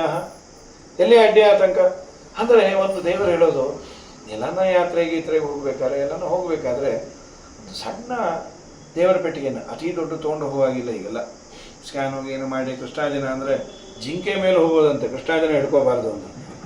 ಹಾಗಾಗಿ ತ್ರಾಸದು. ಒಂದು ಪುಟ್ಟ ಶಾಲಿಗ್ರಾಮವನ್ನು, ಇದು ಒಂದು ಪಾರಾಯಣದ ಪುಸ್ತಕವನ್ನು ತೊಗೊಂಡು ಹೋಗಿರ್ಬೇಕು ನಮ್ಮ ಜೊತೆಗೆ. ನಾನಾ ತರಹದ ತೊಂದರೆಗಳು ಬಂದರೆ ದೇವರು ಬಗೆಹರಿಸ್ತಾನೆ. ಅಲ್ಲೊಂಚೂರು ಅಭಿಷೇಕ ಮಾಡಿ ಬೆಳಗ್ಗೆ ನಿರ್ಮಾಲ್ಯ ತೀರ್ಥ ತೊಗೊಂಡು ಮುಂದುವರಿಸ್ಬೋದು. ಆಮೇಲೆ ಕಾರ್ಯಕ್ರಮ ಏನು ಕೊಡ್ತಾರೋ, ಕಾಫಿ ತಿಂಡಿ ಬೆಳಗ್ಗೆ ಅವ್ರು ಕೊಡ್ತಾರೆ. ಈಗಿನವರು ಬಹಳ ಬುದ್ಧಿವಂತರು. ತೀರ್ಥ ಆಯ್ತಾ ಅಂದರು, ಬಿಸಿ ತೀರ್ಥನೇ ಆಯ್ತು. ಆ ಕಾಫಿಗೆ ತೀರ್ಥ ಅಂತ ಹೆಸರಿಟ್ಬಿಟ್ರು. ಬಿಸಿ ತೀರ್ಥ ಆಯಿತು, ನೀವು ಹೋಗ್ರಿ ಅಂತ. ಹಾಗೆಲ್ಲ ಒಂದಿಷ್ಟು ನಿರ್ಮಾಲ್ಯ ತೀರ್ಥ ತಗೊಂಡು ದಿನವನ್ನು ಪ್ರಾರಂಭ ಮಾಡು ಅಂತ. ಪರಮಾತ್ಮ ಕರಸ್ಥ ದೇವಸ್ಯ ಕುತೋಂತರಾಯ ತಕೃಷ್ಟವಾಹೇ ವಸುದೇವಾಗತೆ ಸ್ವಯಂ ಯಶೀರ್ಯಂಥಯತಾತಮೋರಮೇಹೇ. ಪರಮಾತ್ಮ ಬರೋ ಕಾಲಕ್ಕೆ ತಾನಾಗೆ ಬಾಗಿಲು ತಕ್ಕೋತು. ಅದು ಹೇಗಿತ್ತು ಅಂದರೆ, ಕತ್ತಲು ಸೂರ್ಯೋದಯ ಆದರೆ ಹೇಗೆ ತಾನಾಗೆ ಓಡಿ ಹೋಗುತ್ತೋ, ಕೃಷ್ಣ ಬಂದಾಗ ಎಲ್ಲ ಅಡ್ಡಿ ಆತಂಕಗಳು ತಾನಾಗೆ ದೂರ ಆದವು. ಯಮುನೆಗೆ ಯಮುನೆಯ ಹತ್ತಿರ ಒಂದು ಯಮುನೆ ದಾಟಬೇಕು. ಇದೆಲ್ಲ ಕೃಷ್ಣನ ದರ್ಶನ ಮಾಡಿ ಅವರು ಇವರು ಸ್ತೋತ್ರ ಮಾಡಿ ಎಲ್ಲ ಆಗೋ ಕಾಲಕ್ಕೆ ಸುಮಾರು ಒಂದು ತಾಸಾಗಿದೆ. 11:30 ಅಂದ್ರೆ 12:30, 12:45. ಯಾರಿರಬೇಕು? ದೋಣಿ ಹಾಕೋರು. ದೋಣಿ ಇಲ್ಲ, ಗೇಣೆ ಇಲ್ಲ. ಸರಿ, ಇವನು ಇಲ್ಲ, ಪಿಕ್ಚರ್ ಹಾಕ್ಯಾರ ನೋಡ್ರಿ, ತಲೆ ಮೇಲೆ ಕೃಷ್ಣನನ್ನು ಹೊತ್ತಿ ತಂದೆಯಾನೆ. ಅದೆಲ್ಲ ತುಂಬ ಚೆನ್ನಾಗಿದೆ. ಶೇಷೋನ್ಮಗ ವಾರಿ ನಿವಾರಯನ್ ಫಣೈಹಿ ಅಂತ ಶೇಷದೇವರು ತಲೆ ಮೇಲೆ ಹೀಗೆ ಬಂದ್ಯಾರೆ, ಕೃಷ್ಣನ ತಲೆ ಮೇಲೆ. ಅವ್ರು ಯಾಕೆ ಬಂದರು? ವಾದರಾಜಸ್ವಾಮಿಗಳು ಪ್ರತಿಯೊಂದಕ್ಕೂ ಒಂದು ತಾತ್ವಿಕವಾದ ಸಂದೇಶ, ಒಂದು ಜನರಲ್ ಆಗಿ ನಮಗೂ ನಿಮಗೂ ಸ್ವಲ್ಪ ಹಾಸ್ಯ ಎರಡೂ ಹೇಳಿರ್ತಾರೆ. ಯಾಕೆ ಅವ್ರು ಹಾಗೆ ಬಂದದ್ದು? ಶೇಷದೇವರು ಅವರು ಕೃಷ್ಣನಿಗೆ ಗುಟ್ಟು ಹೇಳ್ತಾ ಬಂದ್ರಂತೆ. ಬಂದದ್ಯಾಕೆ ಅಂದರೆ, ಕೃಷ್ಣನ ತಲೆಯ ಮೇಲೆ ನೀರು ಬೀಳಬಾರ್ದು ಅಂತ ಬಂದು. ಮಳೆಗಾಲ, ವರ್ಷಕಾಲ ಜೋರಾಗಿ ಮಳೆ ಬೀಳಬಾರ್ದು. ಇಂದ್ರದೇವರು ಜೋರಾಗಿ ಮಳೆ ಸುರಿಸಿಲ್ಲ, ಅವರು ಒಂದೊಂದೇ ಹನಿಯನ್ನು ಸಿಂಪಡಿಸ್ತಾ ಇದ್ರು. ಅದು ಹೇಗಿತ್ತು? ಕೃಷ್ಣ ಬರೋ ಕಾಲಕ್ಕೆ ಪುಷ್ಪವೃಷ್ಟಿ ಇದ್ದಾಗಿತ್ತು. ರಾಜಾದಿರಾಜ ಬರಬೇಕಾದ್ರೆ ಬ್ಯಾಂಡು ಭಜಂತ್ರಿ ಎಲ್ಲ ಬೇಕಲ್ಲ. ಅದ್ಯಾವುದದು? ಈ ದೇವತೆಗಳೆಲ್ಲ ಆನಕ ದುಂದುಬಿಗಳನ್ನು ನುಡಿಸಿದ್ರು. ಈ ಮೋಡ ಆಗಾಗ ಮಿಂಚುತ್ತಾ ಇದ್ದದ್ದು ಅದೇ ಟ್ಯೂಬ್ಲೈಟ್ ಇದ್ದಾಗಿತ್ತು. ಗುಡುಗುಗಳು ಶಬ್ದ ಅದೇ ಬ್ಯಾಂಡು ಭಜಂತ್ರಿ ಅಂತೆ. ನಮ್ಮ ರಾಜಾದಿರಾಜನಾದ ದೇವರು ಬರ್ತಿಯಾನೆ, ಈ ಶ್ವೇತಛತ್ರಿ ಅಂತ ಇವರು ಬಂದರು. ಬರೋ ಕಾಲಕ್ಕೆ ಕೃಷ್ಣನ ಕಿವಿಯಲ್ಲಿ ಗುಟ್ಟು ಹೇಳ್ತಾ ಇದ್ರಂತೆ. ಇದು ರಾಜರಂದದ್ದು. ಏನು ಗುಟ್ಟು? ಕೃಷ್ಣ, ಈ ಅವತಾರದಲ್ಲಿ ನನ್ನನ್ನು ಅಣ್ಣ ಮಾಡಿಬಿಡ್ತಾ ಇದ್ದಿ. ಅಣ್ಣ ಮಾಡಿದಾಗ ನೀನು ನಮಸ್ಕಾರ ಮಾಡ್ತೀವಿ, ಭಾಳ ಪಾಪ ಬರ್ತಾವೆ ದೊಡ್ಡವ್ರಿಗೆ.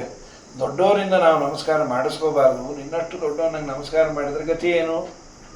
ಭಾಳ ಪಾಪ ಬರುತ್ತೆ. ಆ ಪಾಪಕ್ಕೆ ಆಮೇಲೆ ಪ್ರಾಯಶ್ಚಿತ್ತ ಮಾಡ್ಕೊಂಬೋಣ ಅಂದರೆ ಪುರೋಹಿತರು ಸಿಗ್ತಾರೋ, ನಮಗೆ ಚಲೋ ಬುದ್ಧಿ ಇರುತ್ತೋ ಇಲ್ಲೋ ಗೊತ್ತಿಲ್ಲ. ಮುಂದೆ ಆಗುವ ಪಾಪಕ್ಕೆ ಹೀಗೆ ಪ್ರಾಯಶ್ಚಿತ್ತ ಮಾಡ್ಕೊಳ್ತಾ ಇದ್ದೀನಿ.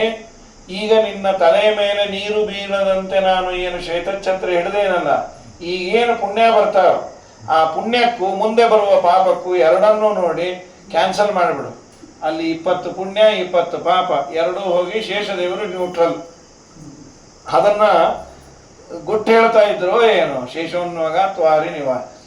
ಇವನು ಯಾಕೆ ಇಂದ್ರದೇವರು ಯಾಕೆ ಮಳೆ ಸುರಿಸ್ತಿಲ್ಲ ತಂದೆ ಪೆರಡು? ಅವರಂದ್ರು, ಸ್ವಾಮಿ ಮುಂದೊಂದು ಅಪರಾಧ ಮಾಡ್ತೇನೆ. ಏನದು, ಗೋವರ್ಧನಗಿರಿ ಎತ್ತೋಷ್ಟು ಸುರಿಸ್ಬೇಕು. ನಾನು ಈಗ ಯಾಕೆ ಸುರಿಸಿಲ್ಲ ಅಂದರೆ 2 ಕಾರಣ. ಒಂದು, ನೀರು ಸ್ಟಾಕ್ ಬೇಕು, ಅದಕ್ಕೆ ನೀನು ಸುರಿಸಿಲ್ಲ. ಇನ್ನೊಂದು, ಮುಂದೆ ಮಾಡುವ ಅಪರಾಧಕ್ಕೆ ಹೀಗೆ ಪ್ರಾಯಶ್ಚಿತ್ತ. ಇದು ನಮ್ಮದೇ ಪೆರಡು, ಸುರಿಸ್ಬೇಕು, ಆದರೂ ಸುರಿಸಿಲ್ಲ. ಯಾಕೆ? ಮುಂದೆ ಮಾಡುವಂತಹ ಅಪರಾಧಕ್ಕೆ ಹೀಗೆ ಪ್ರಾಯಶ್ಚಿತ್ತ ಮಾಡ್ಕೊಳ್ತೀನಿ ಅಂತ ಹೇಳುವಂತೆ ಇತ್ತು ಅಂತಾರೆ. ಪ್ರತಿಯೊಂದು ಪ್ರಸಂಗವನ್ನು ವಾದಿರಾಜರು ಈ ದೃಷ್ಟಿಯಿಂದ ನೋಡ್ತಾರೆ. ಅಲ್ಲಿ ಬಂದ ವಸುದೇವ ಕೈ ಮುಗಿದ, ಯಮುನೆ ದಾರಿ ಬಿಟ್ಟು ಇಬ್ಬಾಗ ಆಗಿಬಿಡ್ತು. ಆಚೆ ಈಚೆ ನೋಡಿದ್ರೆ 100 ಅಡಿ ನೀರು. ಇವು ನಡೆದು ಹೋಗ್ತಾ ಇದ್ರೆ ರೆಡ್ ಕಾರ್ಪೆಟ್, ಇಷ್ಟು ಕಾಲದಾರಿ, ಕಾಲು ಮುಳುಗುವಷ್ಟು ನೀರಂತ. ಅದ್ಯಾಕದು?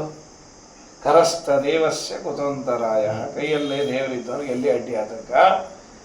ಮತ್ತೆ ಯಮುನೆಗೆ ಸ್ವಲ್ಪ ಭಯ ಆಯಿತು. ದಾರಿ ಬಿಟ್ಟುಬಿಡಪ್ಪ, ಯಾಕೆ ಏನು ಭಯ? ಅವನು ಯಾರು ಬಂದಿರೋದು ಗೊತ್ತನು? ಅದೇ ರಾಮ. ನಮ್ಮ ಯಜಮಾನರು ತಲೆ ಹರಟೆ ಮಾಡಿದಾಗ ಸಮುದ್ರಕ್ಕೆ ಬ್ರಿಡ್ಜ್ ಕಟ್ಟದ್ನಲ್ಲ, ಅವನೇ ಇವನು. ಇಲ್ಲ, ಇಲ್ಲಿ ಕನ್ಫ್ಯೂಸ್ ಮಾಡ್ಕೊಂಡಿದೆ. ಅವನು ರಾಮ, ಇವನು ಕೃಷ್ಣ. ರಾಮ ರಾಮ, ರಾಮನೇ ಕೃಷ್ಣ ಅಂದವಳು. ಅವನು ಬೇರೆ ಅಲ್ಲ, ಇವನು ಬೇರೆ ಅಲ್ಲ. ಅದಕ್ಕೆ ಭಾಗವತದಲ್ಲಿ ಒಂದು ಪದ್ಯ ಇದೆ. ಅಲ್ಲಿ ರಾಮ ಅಂತ ಅನ್ನೋಲಿಲ್ಲ, ಕೃಷ್ಣ ಅಂತ ಅನ್ನೋಲ್ಲ. ವೇದವ್ಯಾಸ ದೇವರು ಮಘೋನಿ ವರ್ಷತ್ಯಸಕೃದ್ಯಮಾನುಜ ಗಂಭೀರ ತೋಯೋಗ ಜವೋರ್ಮಿ ಫೇನಿಲ ಭಯಾನಕಾವರ್ತ ಶತಾಕುಲಾ ನದಿ ಮಾರ್ಗಂ ದದೋ ಸಿಂಧುರಿವ. ಸಿಂಧು ಅಂದ್ರೆ ಸಮುದ್ರದಂತೆ, ಮಾರ್ಗಂ ದದೋ. ಸಮುದ್ರ ಯಾರಿಗೆ ದಾರಿ ಬಿಟ್ಟದ್ದು? ಶ್ರೀರಾಮಚಂದ್ರನಿಗೆ ಅಂತ ಹೇಳಬೇಕಲ್ಲ. ಶ್ರೀಯಪ್ಪತೆ ಅಂದ್ಬಿಟ್ರು ವೇದವ್ಯಾಸ ದೇವರು. ಶ್ರೀಪತಿಗೆ ಹೇಗೆ ಆ ಸಮುದ್ರ ದಾರಿ ಬಿಡ್ತೋ, ಇವನಿಗೂ ದಾರಿ ಬಿಡ್ತು. ಇವನಲ್ಲಿ ಶ್ರೀಪತಿ, ಇವನೂ ಶ್ರೀಪತಿ, ಆ ರಾಮನೂ ಶ್ರೀಪತಿ. ರಾಮಕೃಷ್ಣ ರೂಪಗಳಲ್ಲಿ ಒಂದು ಕೂದಲೆಳೆಯಷ್ಟು ವ್ಯತ್ಯಾಸ ಇಲ್ಲ ಅನ್ನೋದನ್ನು ಸೂಚನೆ ಮಾಡಲಿಕ್ಕೆ ವೇದವ್ಯಾಸ ದೇವರು ರಾಮನಿಗೆ ದಾರಿ ಬಿಟ್ಟಂತೆ ಅಲ್ಲೇ ಇಲ್ಲ, ಶ್ರೀಪತಿ ಅನ್ನೋ ಶಬ್ದವನ್ನು ಬಳಸಿದ್ದೇ ಅದಕ್ಕೆ ಅಂತ ಸತ್ಯಧರ್ಮ. ಆ ಶ್ರೀಪತಿ ಅನ್ನೋದು ದೇವ್ರಿಗೆ ಮಾತ್ರ. ಕಂಡವರೆಲ್ಲ ಶ್ರೀಪತಿ ಆಗಲ್ಲ. ಶ್ರೀಪತಿತ್ವ ಲಿಂಗ ಅಂತ ಕರೀತಾರೆ ಅದನ್ನು. ಶ್ರೀಶ್ಚತೆ ಲಕ್ಷ್ಮೀಶ್ಚ ಪತ್ನಿಯೋ ಅಹೋರಾತ್ರೆ ಬ್ರಹ್ಮಸೂತ್ರ ಭಾಷ್ಯದಲ್ಲಿ ಅದನ್ನು ಶ್ರೀಪತಿತ್ವ, ಪದ್ಮನಾಭತ್ವ. ನಾಭಿಯಲ್ಲಿ ಪದ್ಮ ಯಾರ್ಯಾರಿಗೂ ಇಲ್ಲ, ಅದು ದೇವರಿಗೆ ಮಾತ್ರ. ಹಾಗಾಗಿ ದಾರಿ ಬಿಟ್ಟು ಅಲ್ಲವಾ ಅವನು ರಾಮ ಕೃಷ್ಣ, ರಾಮ ರಾಮ, ರಾಮನೇ ಕೃಷ್ಣ. ಕೌಸಲ್ಯ ಜವರ ವಂಶೋದ್ಭವ ಸುರ ಸಂಸೇವಿತ ಪದ ರಾಮ ಹರೇ. ಕಂಸಾದ್ಯ ಸುರರ ಧ್ವಂಸಗೈರಯದು ವಂಶೋದ್ಭವ ಶ್ರೀ ಕೃಷ್ಣ ಹರೇ.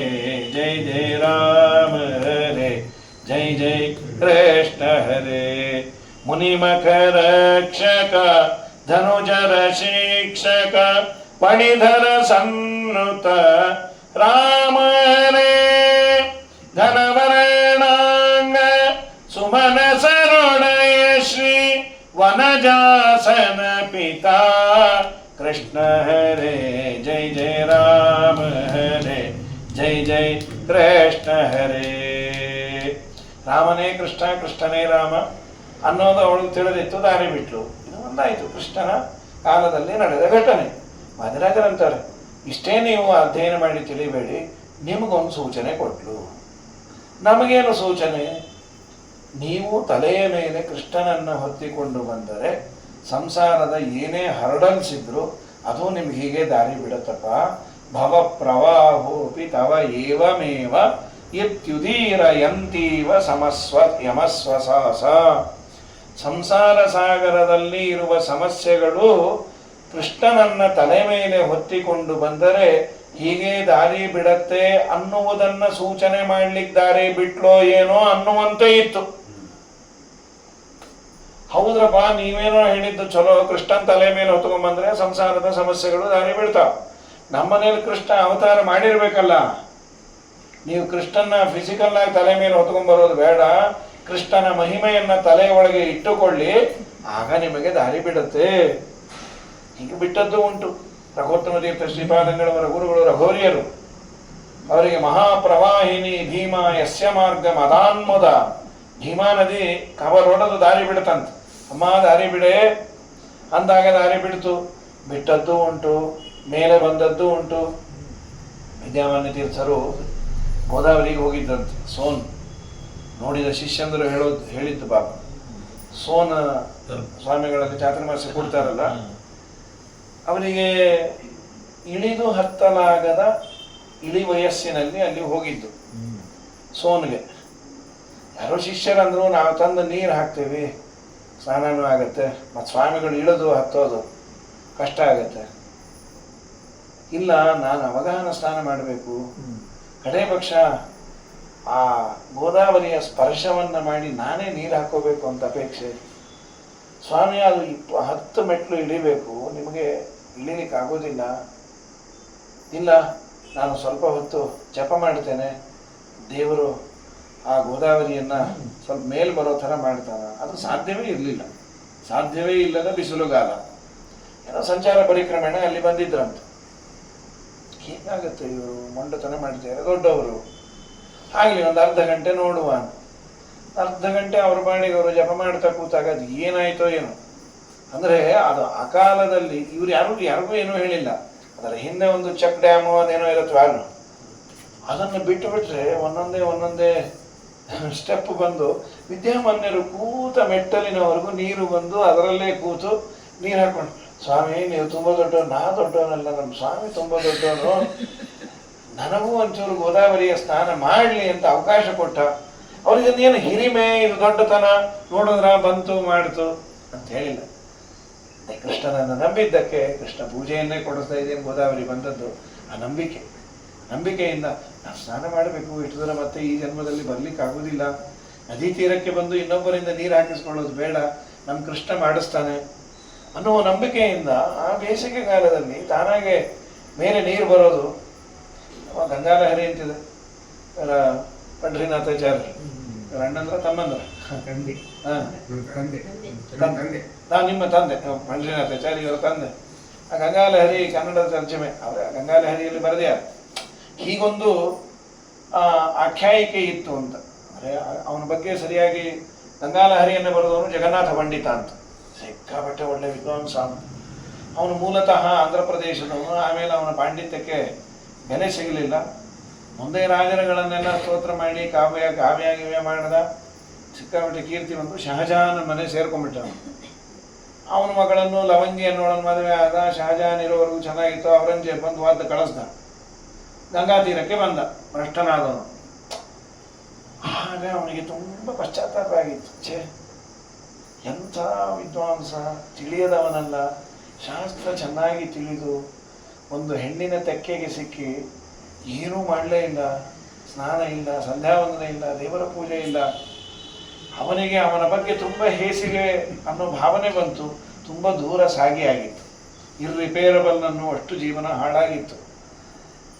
ಅಲ್ಲಿ ಮಲಗಿದಾಗ ಗಂಗೆಯ ತೀರದಲ್ಲಿ ಅಪ್ಪಯ್ಯ ದೀಕ್ಷಿತರು ಬಂದ್ರಂತೆ.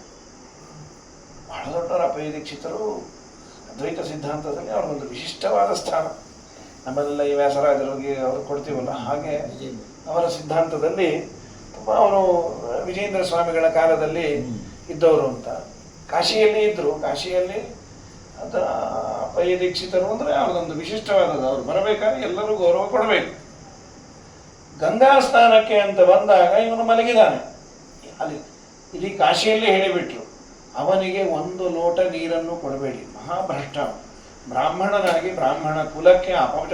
ಅವನೊಂದು ಚಿಕ್ಕೆ ಅಂದರೆ ಬೇರೆಯವರಿಗೆ ಇದೊಂದು ಮೆಸೇಜ್ ಆಗಬೇಕು. ಬದುಕು ಸರಿಯಾಗಿದ್ದರೆ ಮಾತ್ರ ನಿನಗೆ ಮರ್ಯಾದೆ. ನಿನ್ನ ಪಾದ ತೊಳೆದು ನೀರು ಕುಡಿತೀವಿ.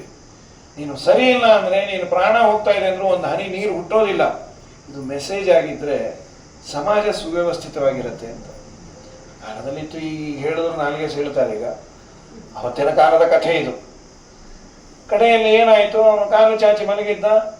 ಅಲ್ಲೊಂದು ನಿಯಮ ಇದೆಯಂತೆ, ಎಂದು ಸೂರ್ಯೋದಯ ಆದಮೇಲೆ ಗಂಗೆಗೆ ಕಾಲು ಚಾಚಿ ಮಲಗಬಾರದು. ಗಂಗಾ ತೀರದಲ್ಲಿ ಕಾಲು ಚಾಚಿ ಮಲಗೋದು ಅದು ಅಪ್ಪಯ್ಯ ದೀಕ್ಷಿತರು ಬಂದಾಗ ಯಾವನವನು ಇವನಿಗೆ ತುಂಬ ಪಶ್ಚಾತ್ತಾಪವಾಗಿತ್ತು, ರೋಗಗ್ರಸ್ತನೂ ಆಗಿದ್ದ. ಹೊದ್ದಿಗೆ ಎನ್ನ ಚೂರು ಪಕ್ಕಕ್ಕೆ ಸರಿಸಿ, ನಾನು ಜಗನ್ನಾಥ ಪಂಡಿತನ ಅಪ್ಪಯ್ಯ ದೀಕ್ಷಿತರನು, ನಿನ್ನಂಥವನಿಗೆ ಇದೇ ಸರಿ, ಗಂಗಾನೇ ಉದ್ಧಾರ ಮಾಡಬೇಕು.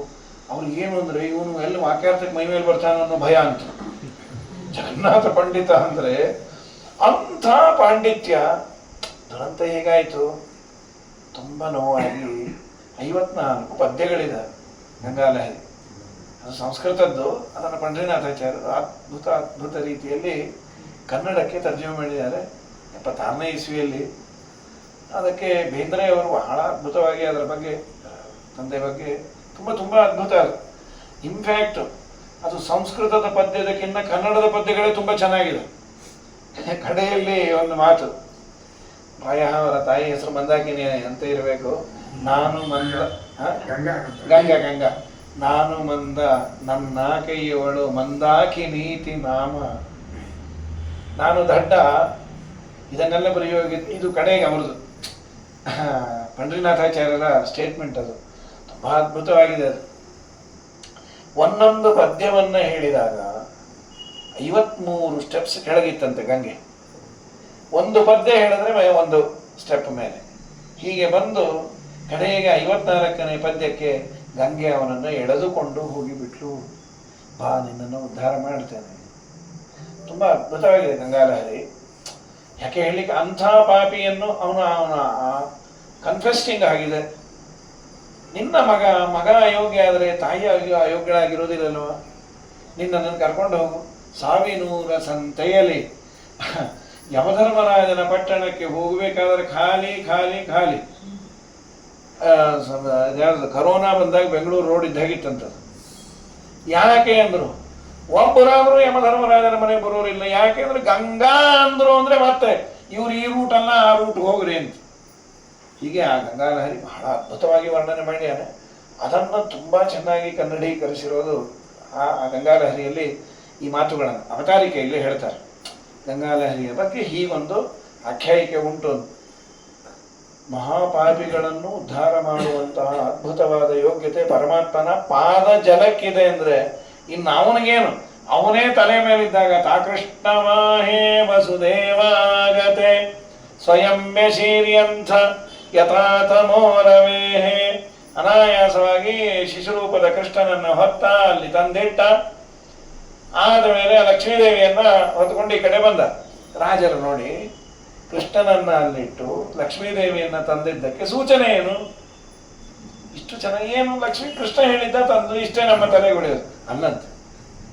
ನೀನು ಕೇಳದೇ ಇರು, ಪ್ರಾಮಾಣಿಕವಾಗಿ ದೇವರ ಸೇವಾ ಮಾಡಿದೆ ಅಂತಂದ್ರೆ ದೇವರು ಎಷ್ಟು ಸಂಪತ್ತು ಕೊಡ್ತಾನೆ ಅಂದ್ರೆ ಚೂರು ಪಾರಲ್ಲಂತೆ. ಲಕ್ಷ್ಮೀದೇವಿಗೆ ಹೇಳ್ತಾನೆ, ನೀ ಅವ್ರ ಮನೇಲೆ ಹೋಗಿದ್ದು ಬಿಡು ಅಂತ ಹೇಳಿ. ಚೂರು ಪಾರು ಏನೋ ಚೆಕ್ಕು ಗಿಕ್ಕು ಕೊಟ್ರೆ ಅದು ಮುಗಿದೋಗುತ್ತೆ. ಲಕ್ಷ್ಮೀದೇವಿನೇ ಬಂದು ನಿಮ್ಮ ಮನೇಲಿ ಇರ್ತಾಳಂತ. ಪರಮಾತ್ಮನ ಸೇವಾ ನೀ ಕರೆಕ್ಟಾಗಿ ಮಾಡಿದೆ ಅಂತ ಆದ್ರೆ ನೀನು ಇನ್ಯಾರ ಹತ್ರ ಬೇಡೋ ಅಷ್ಟೇ ಇಲ್ಲ, ಅವಳೇ ಬಂದ್ಮೇಲೆ ಇನ್ನೇನು. ಆದ್ರೆ ಇಲ್ಲೊಂದು ಸೂಚನೆ ಮಾಡಿದ್ಲು, ನೀ ದೇವರನ್ನು ಬಿಟ್ಟು ನಾನು ಹೊತ್ಕೊಂಡ್ಬಂದೆಲ್ಲ ನಿಂಗೆ ಮಾಡ್ತೇನೆ ಅಂತ. ಬಂದ ಕೂಡಲೇ ಎಲ್ಲ ಲಾಕ್ ಆಯ್ತು. ಎಲ್ಲರೂ ಎದ್ದು ಕೂತ್ಬಿಟ್ರು. ಅದ್ಯಾಕೆ ಲಾಕ್ ಆಗಿದ್ದು? ಲಕ್ಷ್ಮಿ ಮಾತ್ರ ಇದ್ರೆ ಲಾಕು ಜಾಸ್ತಿ ಬೇಕು ಅಂತ. ಅದು ನಾರಾಯಣ ಇದ್ರೆ ತ್ರಾಸಿಲ್ಲ. ನಾರಾಯಣನ ಜೊತೆ ಲಕ್ಷ್ಮೀ ಇದ್ರೆ ಅಡ್ಡಿ ಇಲ್ಲ. ಬರೀ ಲಕ್ಷ್ಮೀ ದೇವಿಗೆ ಬೇಕು. ಕ್ಲೇಶೋ ಅಧಿಕತರಸ್ತೇಷಾಂ ಅವ್ಯಕ್ತ ಸಕ್ತಚೇತಸಾಂ. ಅವ್ಯಕ್ತ ತತ್ವಾಭಿಮಾನಿನಿಯಾದ ಲಕ್ಷ್ಮೀ ಮಾತ್ರ ಬೇಕು ಅಂದ್ರೆ ಕ್ಲೇಶವೇ. ಇನ್ಫ್ಯಾಕ್ಟ್ ನಾವು ಕ್ಲೇಶ ಅನ್ನೋದನ್ನ ಇವತ್ತು ಬಡತನ ಮಾತ್ರ ಕ್ಲೇಶ ಅಂತೀವಿ. ಹಣ ಇದ್ದವರೆಲ್ಲ ಸುಖವಾಗಿದ್ದಾರೆ. ಖಂಡಿತ ಹಣ ಇರುವಿಕೆ ಇಲ್ಲದೆ ಇರುವಿಕೆ ಕ್ಲೇಶ ಅಲ್ಲ. ಹಣ ಇದ್ದು ಮಾನಸಿಕವಾದ ನೆಮ್ಮದಿ ಇಲ್ಲ ಅಂದ್ರೆ ಅದಕ್ಕಿಂತ ದೊಡ್ಡ ಕ್ಲೇಶ ಇನ್ಯಾವುದೂ ಇಲ್ಲ. ಹಣ ಇಲ್ಲ, ಮಾನಸಿಕವಾದ ನೆಮ್ಮದಿ ಇದೆ, ಅವನು ಪಾಡಿಗೆ ಅವನು ಸುಖವಾಗಿದ್ದಾನೆ. ತಲೆ ಹಚ್ಚಿದರೆ ಕಣ್ತುಂಬ ನಿದ್ದೆ ಬರುತ್ತಾನೆ. ಇದು ಯಾರಿಗುಂಟು ಯಾರಿಗಿಲ್ಲ. ತಿಂದದ್ದು ಅರಗತ್ತೆ, ಮಲಗಿದಲ್ಲಿ ನಿದ್ದೆ ಬರುತ್ತೆ. ಬೆಳಗ್ಗೆ ಅವನಿಗೆ ಎಚ್ಚರಿಕೆ ಆದ ಕೂಡಲೇ ಯಾವ ಈಗೋಯಿಸಮ್ ಇಲ್ಲದೆ ಯಾವುದೋ ಸ್ವಾಮಿಗಳು ಮತ್ತೊಬ್ಬರು ಮಗದೊಬ್ಬರು ಕರೆದು ಯಾರಂದ್ರೆ ಹೋಗ್ತಾನೆ, ಕೈಲಾದದ್ದು ಬಡಿಸ್ತಾನೆ, ಯಥೇಚ್ಛ ಊಟ ಮಾಡ್ತಾನೆ. ಇದಕ್ಕಿನ್ನ ದೊಡ್ಡ ಪುಣ್ಯ ಇನ್ನೇನು? ಎಲ್ಲರೂ ಮಾಡುವುದು ಹೊಟ್ಟೆಗಾಗಿ, ಗೇಣು ಬಟ್ಟೆಗಾಗಿ. ಈ ಮಧ್ಯೆ ನಾವು ಶ್ರೀಮಂತರು ಅಂತ ರೆಕಗ್ನೈಸ್ ಆದಮೇಲೆ ಚಲೋತ್ನಾಗ ತಿನ್ನೋ ಹಾಗೆ ಬೇರೆ ಇರೋದಿಲ್ಲಂತೆ. ಅದು ಡಿಗ್ನಿಟಿಗೆ ಅವ್ರಂತಾರೆ ಇನ್ನೊಂದು ಹಾಕೋದಂತ ಹೇಳ್ತೇನೆ, don't eat it, they are seeing. ಅವ್ರು ನೋಡ್ತಾರೆ, ನೋಡಿದ್ರೆ ನೋಡ್ಕೊಂಡು no no you should not eat like that. ಆಮೇಲೆ they will write about you. ಏನು ಬರೀತಾರೆ? ಒಂದು ತಿನ್ನೊಂದು 4 ತಿಂದ ಅಂತ ಬರೀತಾರೆ. ನಮ್ಮಪ್ಪನ ಗಂಟೆ ಬರ್ಕೋ 20 ತಿಂದ ಅಂತ ಬರ್ಕೋ, ಹಾಕಂತೂ ಹಾಕು. ಇದು ಮನುಷ್ಯನಿಗೆ ತನ್ನ ಬಗ್ಗೆ ತಾನೇ ಏನೇನೋ ಕಲ್ಪನೆಯನ್ನು ಮಾಡಿಕೊಂಡು ಬಿಡ್ತಾನೆ. ನಾನು ದೊಡ್ಡವನಾಗಿದ್ದೇನೆ, ನಾನು ಸಮಾಜದಲ್ಲಿ ಸಭ್ಯವಾಗಿ ಬದುಕಬೇಕು. ಸಭ್ಯತೆ ಅನ್ನೋದು ಔಟ್ಲುಕ್ಕಲ್ಲಿ ಮಾತ್ರ ಇರಬಾರ್ದು, ಒಳಗೂ ಇರಬೇಕು. ನಮ್ಮ ಸ್ವಾಮಿ ಲಕ್ಷ್ಮೀದೇವಿ ಬಂದ ಕೂಡಲೇ ಎಲ್ಲ ನಾಕಾಯ್ತು. ಅದು ಯಾಕೆ ಅಂದರು, ಲಕ್ಷ್ಮೀದೇವಿ ಇದ್ರೆ ತ್ರಾಸೆ, ನಮ್ಮ ನಿಮ್ಮ ಅನುಭವನೇ ಅಲ್ರಿ. ಹಿಂದೆಲ್ಲ ಹೆಚ್ಚು ಸಂಪತ್ತಿದ್ರು ಮನೇಲಿ ಮಂದಿ ಬಹಳ ಇರೋರು ಮನೆ ಬಾಗಿಲು ಹಾಕೋದೇ ಕಮ್ಮಿ ಅಂತ, ಈ ಬಾಗಿಲು ತೆಗೆಯೋದೇ ಕಮ್ಮಿ, ಭಯ. ಅದರಲ್ಲೂ ಅಪಾರ್ಟ್ಮೆಂಟ್ ಇದ್ರೆ ಅಲ್ಲಿ ಇವನು ಇರ್ತಾನೆ ಸೆಕ್ಯೂರಿಟಿ. ಈ ಇಂಡಿವಿಜುವಲ್ ಮನೆ ಅಂದ್ರೆ ಅದಕ್ಕೆ ಎಷ್ಟು ಮಾಡ್ಕೊಂಬೋದು, ಇವು safety, grill gate, collapsible gate, ಆಮೇಲೆ ಅದಕ್ಕೆಲ್ಲ CCTVಗಳು, ಆಮೇಲೆ ಇನ್ನೂ ಸ್ವಲ್ಪ ದೊಡ್ಡವರಾದರೆ 3 shift Gurkha, bullet proof car, ಇಷ್ಟೆಲ್ಲ ಆಗಿ ಸರ್ಕಾರವೂ ಹೇಳಿರ್ತಾರೆ ನಿಮಗೆ ಲೈಫ್ ಥ್ರೆಟನಿಂಗ್ ಇದೆ, ಆದಷ್ಟು ಸಂತತಂ ಚಿಂತೆಯೇನಂತ ಅಂತ್ಯಕಾಲೇ ವಿಶೇಷತಃ ಸ್ಮರಣೆ ಮಾಡ್ತಾನೆ ಓಡಾಡ್ರಿ, ಯಾವಾಗ ಹೋದ್ರೂ ಅಡ್ಡಿ ಇಲ್ಲ, ATM ಇದ್ದಾಗ ನೀವು. ಈ ಸಾವು ಇನ್ನೂ ತೀರಾ ದೊಡ್ಡವರಾದರೆ ಈ ನೋಡ್ರಿ ನಮ್ಮ ನಾವು ಪುರಾಣಕ್ಕೆ ಬರ್ಬೋದು, ಹೋಗ್ಬೋದು. ಬಹಳ ದೊಡ್ಡವರಾದ್ರೆ ಬರೋ ಹಾಗಿಲ್ಲ, ಅವ್ರು ಬರ್ತಾರೆ ಅಂದ್ರೆ ಮತ್ತೆ ಇಲ್ಲೆಲ್ಲ ನಾಯಿ ನರಿ ಎಲ್ಲ ಬಂದು ಅದನ್ನೆಲ್ಲ ಚೆಕಪ್ ಮಾಡಿ ಬಹಳ ತ್ರಾಸ. ಅದು ಈ ಮೋದಿಯವರು ಎಲ್ಲೂ ಬರ್ಲಿಕ್ಕೆ ಆಗೋದೇ ಇಲ್ಲ. ಬಹಳ ದೊಡ್ಡವರು ಟಿವಿಲಿ ನೋಡ್ಲಿಕ್ಕೆ ಚಂದ, 4 ಜನ ಕಪ್ಪದು ಹಾಕೊಂಡು ಆ ಸೂಟ್ ಕೇಸು ಕಾಮರನ್ನ ಸಾದಾ ಅವ್ರ ಸುತ್ತಲೂ ಇರಲೇಬೇಕು. ಕಡೆಗೆ ಅವ್ರು ಬಚ್ಚಲು ಹೋಗ್ಬೇಕು ಅಂದ್ರೆ ಇವರು ಪರ್ಮಿಷನ್ ಕೊಡ್ಬೇಕಂತ. ಅವನು ಇಡೀ ನಮ್ಮ ದೇಶದ ನಾಯಕ, ಅವನಿಗೆ ಈ 4 ಜನ ನಾಯಕರು. ಅವ್ರು ಹೇಳ್ಬೇಕು, if you want to go you have to tell 10 minutes before. ಅವನೊಂದು 10 ನಿಮಿಷ ಮುಂಚೆ ನಾ ಹೇಳೋದು ಹೇಗೆ? 10 ನಿಮಿಷ ಅವನು ಬಹಳ ದೊಡ್ಡದು, ಏನು ತ್ರಾಸು ಅದು. ಅದಕ್ಕೆ ಥಂಡಿ ಕಾಲದಲ್ಲಿ ಇಲ್ಲೆಲ್ಲ ವಾಸಿ, ಅಲ್ಲಿ ಏನು ಥಂಡಿ ಇರುತ್ತೆ ಬಾ, ದಿಲ್ಲಿ ಗಿಲ್ಲಿ ಗೋವಿಂದ. ಥಂಡಿ ಕಾಲದಲ್ಲಿ ಒಬ್ಬನು ಕೂಡಿಸ್ಬಿಟ್ಟಿರೋ ಬಚ್ಚಲಲ್ಲಿ ಸೆಕ್ಯೂರಿಟಿನ, నువ్వు లోపలుంటే నేను బయటికి, నేను లోపల వెళితే నువ్వు బయటికి రా, ಆಗ ಮಾಡ್ತಂತ ದೇವಾನ ಗಮನಾರ್ಥಂತ ರಕ್ಷಸ అంటే ಇನ್ನೇನು ಸಾಯೋದು. ಇದನ್ನ ನಾವು ಇವತ್ತು ಅಂತೀವಿ, ಪುರಂದರದಾಸರು ಅವತ್ತೇ ಬರೆದ್ಬಿಟ್ರು, ಸಮ್ಮತಿಂದ ನಾವು ನೀವು ಸಾಟಿ ಮಾಡಿ ನೋಡುವ ಬನ್ನಿ, ನಿಮ್ಮ ಭಾಗ್ಯ ದೊಡ್ಡದೋ ನಮ್ಮ ಭಾಗ್ಯ ದೊಡ್ಡದೋ. ಕಡಗ ಕಂಠ ಮಾಲೆಗಳಿಗೆ ಕಳ್ಳರ ಭಯಗಳುಂಟು, ಅಡವಿ ತುಳಸಿ ಮಾಲೆಗಿನ್ನು ಯಾರ ಭಯವಿಲ್ಲವಯ್ಯ. ಹಿಮವನ್ನು ಹಣಗಳಿಗೆ ಹೇರಳ ಭಯಗಳುಂಟು, ರಾಮನಾಮ ದ್ರವ್ಯಕ್ಕಿನ್ನು ಯಾರ ಭಯವಿಲ್ಲವಯ್ಯ. ನಿಮ್ಮ ಭಾಗ್ಯ ಲಕುಮಿ ದೇವಿ, ನಮ್ಮ ಭಾಗ್ಯ ನಾರಾಯಣನು, ನಮ್ಮ ನಿಮ್ಮ ಭಾಗ್ಯದ ಒಡೆಯ ಪುರಂದರ ವಿಠಲ. ನಿಮ್ಮ ಭಾಗ್ಯ ದೊಡ್ಡದೋ ನಮ್ಮ ಭಾಗ್ಯ ದೊಡ್ಡದೋ. ಹೀಗಾಗಿ ನಿಮ್ಮ ಭಾಗ್ಯ ದೊಡ್ಡದೋ ನಮ್ಮ ಭಾಗ್ಯ ದೊಡ್ಡದೋ. ಪರಮಾತ್ಮನನ್ನ ಯಾರು ನೆಚ್ಚಿರ್ತಾರೆ, ಯಾರು ನಂಬಿರ್ತಾರೆ, ಅದೇ ದೊಡ್ಡದು. ಯಾಕೆ? ನಮ್ಮ ನಿಮ್ಮ ಭಾಗ್ಯದ ಒಡೆಯ ಪುರಂದರ ವಿಠಲ. ಇದೆಲ್ಲ ಈಗ ನೋಡಿರ್ಬೋದು, ನೀವು ಗಮನಿಸಿರ್ಬೋದು, ಅವರವರ ಪೊಲೀಸಿನ ಜುರಿಸ್ಟಿಕ್ಷನ್ಸ್ ಅಲ್ಲಿ ಹಾಕಿರ್ತಾರೆ ಒಂದು ಬ್ಯಾನರ್, ಗಮನಿಸಿ ಕಳ್ಳರಿದ್ದಾರೆ ಎಚ್ಚರಿಕೆ, ಹೆಣ್ಣು ಮಕ್ಕಳು ಬಂಗಾರದ ಆಭರಣಗಳನ್ನು ಕಾಣುವಂತೆ ಹಾಕಿಕೊಳ್ಳಬೇಡಿ, ಅಪರಾಧ ತಡೆ ಸಪ್ತಾಹ ಅಂತ. ಅದಕ್ಕೆ ಬೇರೆ ಭಾಗವತ ಸಪ್ತಾಹ ಕೇಳಿದ್ರು, ಅಪರಾಧ ತಡೆ ಸಪ್ತಾಹ. ಸರಿ, ಏನು ಅಪರಾಧ ತಡೆ ಸಪ್ತಾಹ? ಕೆಳಗೆ ಕಳ್ಳರಿದ್ದಾರೆ, ಆಮೇಲೆ ಯಾರು ಎಲ್ಲ ಓದಿದ ಹೆಣ್ಮಕ್ಳು ಅವ್ರು ಅಂದ್ರೆ ಅಲ್ರಿ, ಈ ಬೆಳ್ಳಿ ಬಂಗಾರ ಹಾಕೊಂಬೋದೇ ಮಂದಿ ನೋಡ್ಲಿಕ್ಕೆ, ಅದು ಯಾರಿಗೂ ಕಾಣಿಸ್ದೇ ಇರೋ ಥರ ಹಾಕೊಂಬೋದು ಅಂದ್ರೆ ಮಾಡಿಸ್ಬೇಕಾಕೆ. ಅಂಗಡಿ ಮುಂದೆ ದಿನ ಪ್ರದಕ್ಷಿಣೆ ಹಾಕಿ ಬಂದ್ರೆ ಆಯ್ತು, ಅದು ಮಾಡಿಸ್ಬೇಕು, ಯಾರೋ ಕೇಳಬೇಕು, ಅದು ಕೇಳಿದಾಗ ಇವರು ತೋರಿಸ್ಬೇಕು. ಮಾಡಿಸ್ಬಿಟ್ರ ಮತ್ತೆ ಮೊನ್ನೆ ಅಂದ್ರೆ ಇಟ್ಬೇಕು ಮಾಡಿ, ಮತ್ತೆ ಆ ದೊಡ್ಡ ಸರನ್ನ ಹೀಗೊಂದ್ಸಲಿ ಅದನ್ನು ತೂಗಿದ್ರೆ ತೂಗೇರೆ ರಾಯರ ತೂಗೇರೆ ಗುರುಗಳ ಅವ್ರ ಮೂತಿಗೆ ಹೊಡೆದು ಇವ್ರಿಗೆ ಬಂದ್ರೆ ಇನ್ನು ಮುಗೀತು, ಇನ್ನು ಬಿಚ್ಚಿಡ್ತಾನೆ. ಎಲ್ಲೂ ಬರೋದಿಲ್ಲ ನಿಮ್ಮ ಜನಮಾನ ಹುಷಾರು ಅಂತ. ಎಲ್ಲಿ ಬೀಳ್ಬೇಕು? ಇವನೇ ಬಲೀನ ಬಿಚ್ಚುತ್ತೆ, ಬಿದ್ದೋಗಿರುತ್ತೆ ಅಷ್ಟೇ. ಅದು ಹೆಂಡತಿ ತಂದು ಹಾಕ್ತಾಳೆ, ಹಾಕೊಳ್ರಿ, ಏನ್ ನೀವು ಮಾಡ್ತೀವಿ ನೀವು ಬ್ರಾಹ್ಮಣ ಅಂತ ಹೇಳಲಿಕ್ಕೆ ಉಳಿದಿರೋದು ಇದೊಂದೇ, ಇನ್ನೇನೇನೇನೇನು ಉಳಿದಿಲ್ಲ. ಇದು ತೆಗೆದು ಬಿಟ್ರೆ ಅಂದ್ರೆ ಗೋವಿಂದ ಅಂತ. ಹಾಗಾಗಿ ನಮ್ಮ ಕೃಷ್ಣ ಅದನ್ನು ತೋರಿಸಿದ. ದುರ್ಗಮ್ಮ ಬಂದು ಹಳೆ ಕಂಸ ಬಂದ, ಆ ಮಗುವನ್ನು ಕಿತ್ಕೊಂಡ, ಮೇಲೆ ಹಾರಿ ಬಿಡ್ತದ. ಮೇಲೆ ಹಾರಿ ನಗತ ಅಂತ, ಯತ್ರ ಕ್ವಚಿತ್ ಪೂರ್ವಶತ್ರು ಮಾಹಿಂಸೆ ಕೃಪಣಾಮೃತ, ನಮ್ಮ ಅಪ್ಪ ಅಮ್ಮನನ್ನ ಹೊಟ್ಟೆ ಒರೆಸಬೇಡ, ನಿನ್ನನ್ನ ಕೊಲ್ಲೋ ನಿನ್ನೆಲ್ಲೋ ಹುಟ್ಟಿಯಾನೆ. ಯಾವ ನರ್ಸಿಂಗ್ ಹೋಮ್? ಎಲ್ಲಾ ಹೋಮಲ್ಲಿರೋ ನರ್ಸಿಂಗ್ ಅವನೇ, ಹುಡುಕೋ ಹೋಗಂತದೆ. ಏನು ತಲೆ ಕೆಟ್ಟೋಯ್ತು, ಹೋಗೋದು ಹೋಯ್ತು, ಹೇಳ್ಬಿಟ್ಟು ಹೊಟ್ಟೋಯ್ತು. 8ನೇ ಮಗು ಕೊಲ್ಲತ್ತೆ ಅಂದ್ರೆ ಅದು ಕೊಲ್ಲಲ್ಲ, ಇನ್ನೆಲ್ಲೋ ಹುಟ್ಟಿ ಅಂತ. ಏನು ಇತ್ತೀಚೆಗೆ ದೇವತೆಗಳು ಸುಳ್ಳು ಹೇಳಿಕ್ಕೆ ಶುರು ಮಾಡಿದ್ರ? ದೈವಮಪ್ಪ ಅನೃತಂ ಭಕ್ತಿ ನಮರ್ತ್ಯ ಏವ ಕೇವಲ. ಗ್ರಹಚಾರ ಕೆಟ್ಟರೆ ಅವರು ಹೇಳೋದೆ. ಸರಿ, ಅವನ ಮಂತ್ರಿಗಳೆಲ್ಲ ಒಂದು ಐಡಿಯಾ ಕೊಟ್ರು, ಏನು ಕಾಳಜಿ ಮಾಡಬೇಡ, ಆ ಮಗುವನ್ನು ಕೊಂದಬೇಡ, ಮಗುವಿಗೆ 1 ಸೆಂಟಿಮೀಟರ್ ಇಟ್ಕೋಬೇಡ, ಯಾಕೆಂದ್ರೆ ಅದು ದೊಡ್ಡದಾದ್ಮೇಲೆ ಬಹಳ ತ್ರಾಸು. ಸಾರ್ವಧಾರದಲ್ಲಿ ಈ ಶ್ಲೋಕವನ್ನು ತಗೊಂತಾರೆ. ಯಥಾಮಯುಂಗೆ ಸಮುಪೇಕ್ಷಿತೋನ್ಋಣ ನ ಶಕ್ಯತೆ ರೂಢಪದೇ ಚಿಕಿತ್ಸಿತುಂ ಯಥೇಂದ್ರಿಯ ಗ್ರಾಮ ಉಪೇಕ್ಷಿತಸ್ತತ ರಿಪುರ್ಮಹಾನ್ ಲಬ್ಧಬನೋ ನ ಚಾಲ್ಯತೆ. ಯಥಾ ಆಮಯ, ಹಂಗೆ ರೋಗ ನಮ್ಮ ದೇಹದಲ್ಲಿ ಚಿಕ್ಕದಾದಾಗೆ ಅದಕ್ಕೆ ಔಷಧಿ ಮಾಡಿದರೆ ಬೇಗ ವಾಸಿಯಾಗತ್ತೆ. ನಾವು ಅದನ್ನು ಉಪೇಕ್ಷೆ ಮಾಡಿ ದೊಡ್ಡದಾಗುವಂತೆ ಬಿಟ್ಬಿಟ್ವಿ ಅಂದರೆ ರೋಗಿನೇ ಕೃಷ್ಣಾರ್ಪಣ ಆಗಬೇಕಾಗುತ್ತೆ. ರೋಗ ಚಿಕ್ಕದಿದ್ದಾಗೆ ಔಷಧಿ ಮಾಡಿದಂತೆ ಇಂದ್ರಿಯಗಳ ಬಯಕೆಗಳು ಚಿಕ್ಕದಿದ್ದಾಗೆ ಅದನ್ನು ಕಟ್ ಆಫ್ ಮಾಡಬೇಕು. ಏನಿಲ್ಲ ತಗೊಳ್ಳಿ ತಿಲ್ಲಿ ಬಿಡಿ ಏನಂತೆ ಅಂತ ಬಿಟ್ವಿ ಅಂದರೆ ಆಮೇಲೆ ಅಡಿಕ್ಷನ್ ಆಗಿ ಬಿಡುತ್ತೆ. ಅದರಂತೆ ಶತ್ರುನು ಚಿಕ್ಕೋನಿದ್ದಾಗೆ ಅವನನ್ನು ದೂರ ಮಾಡಬೇಕು. ಬೆಳೆದು ನಿಂತ ಅಂದರೆ ಆಮೇಲೆ ಬಗ್ಗಿಸ್ಲಿಕ್ಕೆ ಆಗೋದಿಲ್ಲ. ಈಗ ಪುಟ್ಟೋದ್ರು ಗಿಟ್ಟದು ಅನ್ಕೋಬೇಡ, ನೀವು ಆ ಮಗುವನ್ನ ಕೊಂದಾಕ್ಬಿಡು. ಸರಿ, ಕೊಲ್ಲಿಕ್ಕೆ ಯಾರು ಹಡದಿದ್ದು ಏನು ಗೊತ್ತಿಲ್ಲಲ್ಲಪ್ಪ, ಏನೋ ಗೊತ್ತಾದ್ರೆ ನೀನು ಯೋಚನೆ ಮಾಡಬೇಡ, ನಾವು ಅದಕ್ಕೆ ವ್ಯವಸ್ಥೆ ಮಾಡಿ. ಏನು ಮಾಡ್ತೀರಿ ನಿಮ್ಮ ತಲೆ? ಎಲ್ಲ ಮಕ್ಕಳು ಒಂದೇ ಥರ ಇರುತ್ತಲ್ಲೋ, ಇದೋ ಅಂತ ಕಂಡು ಹಿಡಿಯೋದು ಹೇಗೆ? ತಿರುಪತಿ ಬೆಟ್ಟದ ಮೇಲೆ ಹೋಗಿ ತಲೆ ಬೋಳಿಸ್ಕೊಂಡು ನಮ್ಮ ಯಜಮಾನ್ರು ಅವ್ರಿಗೆ ಈ ತಮ್ಮಿಗೆ ಕೊಡ್ರಿ ಅಂದರು. ಯಾರಂತ ಹುಡುಕೋದು? ಎಲ್ಲ ತಲೆ ಬೋಳಿಸ್ಕೊಂಡು ನಮ್ಮ ಯಜಮಾನ್ರು ಅಂತಂದು ಯಾರು ಗೊತ್ತಾಗಬೇಕ್ರಿ?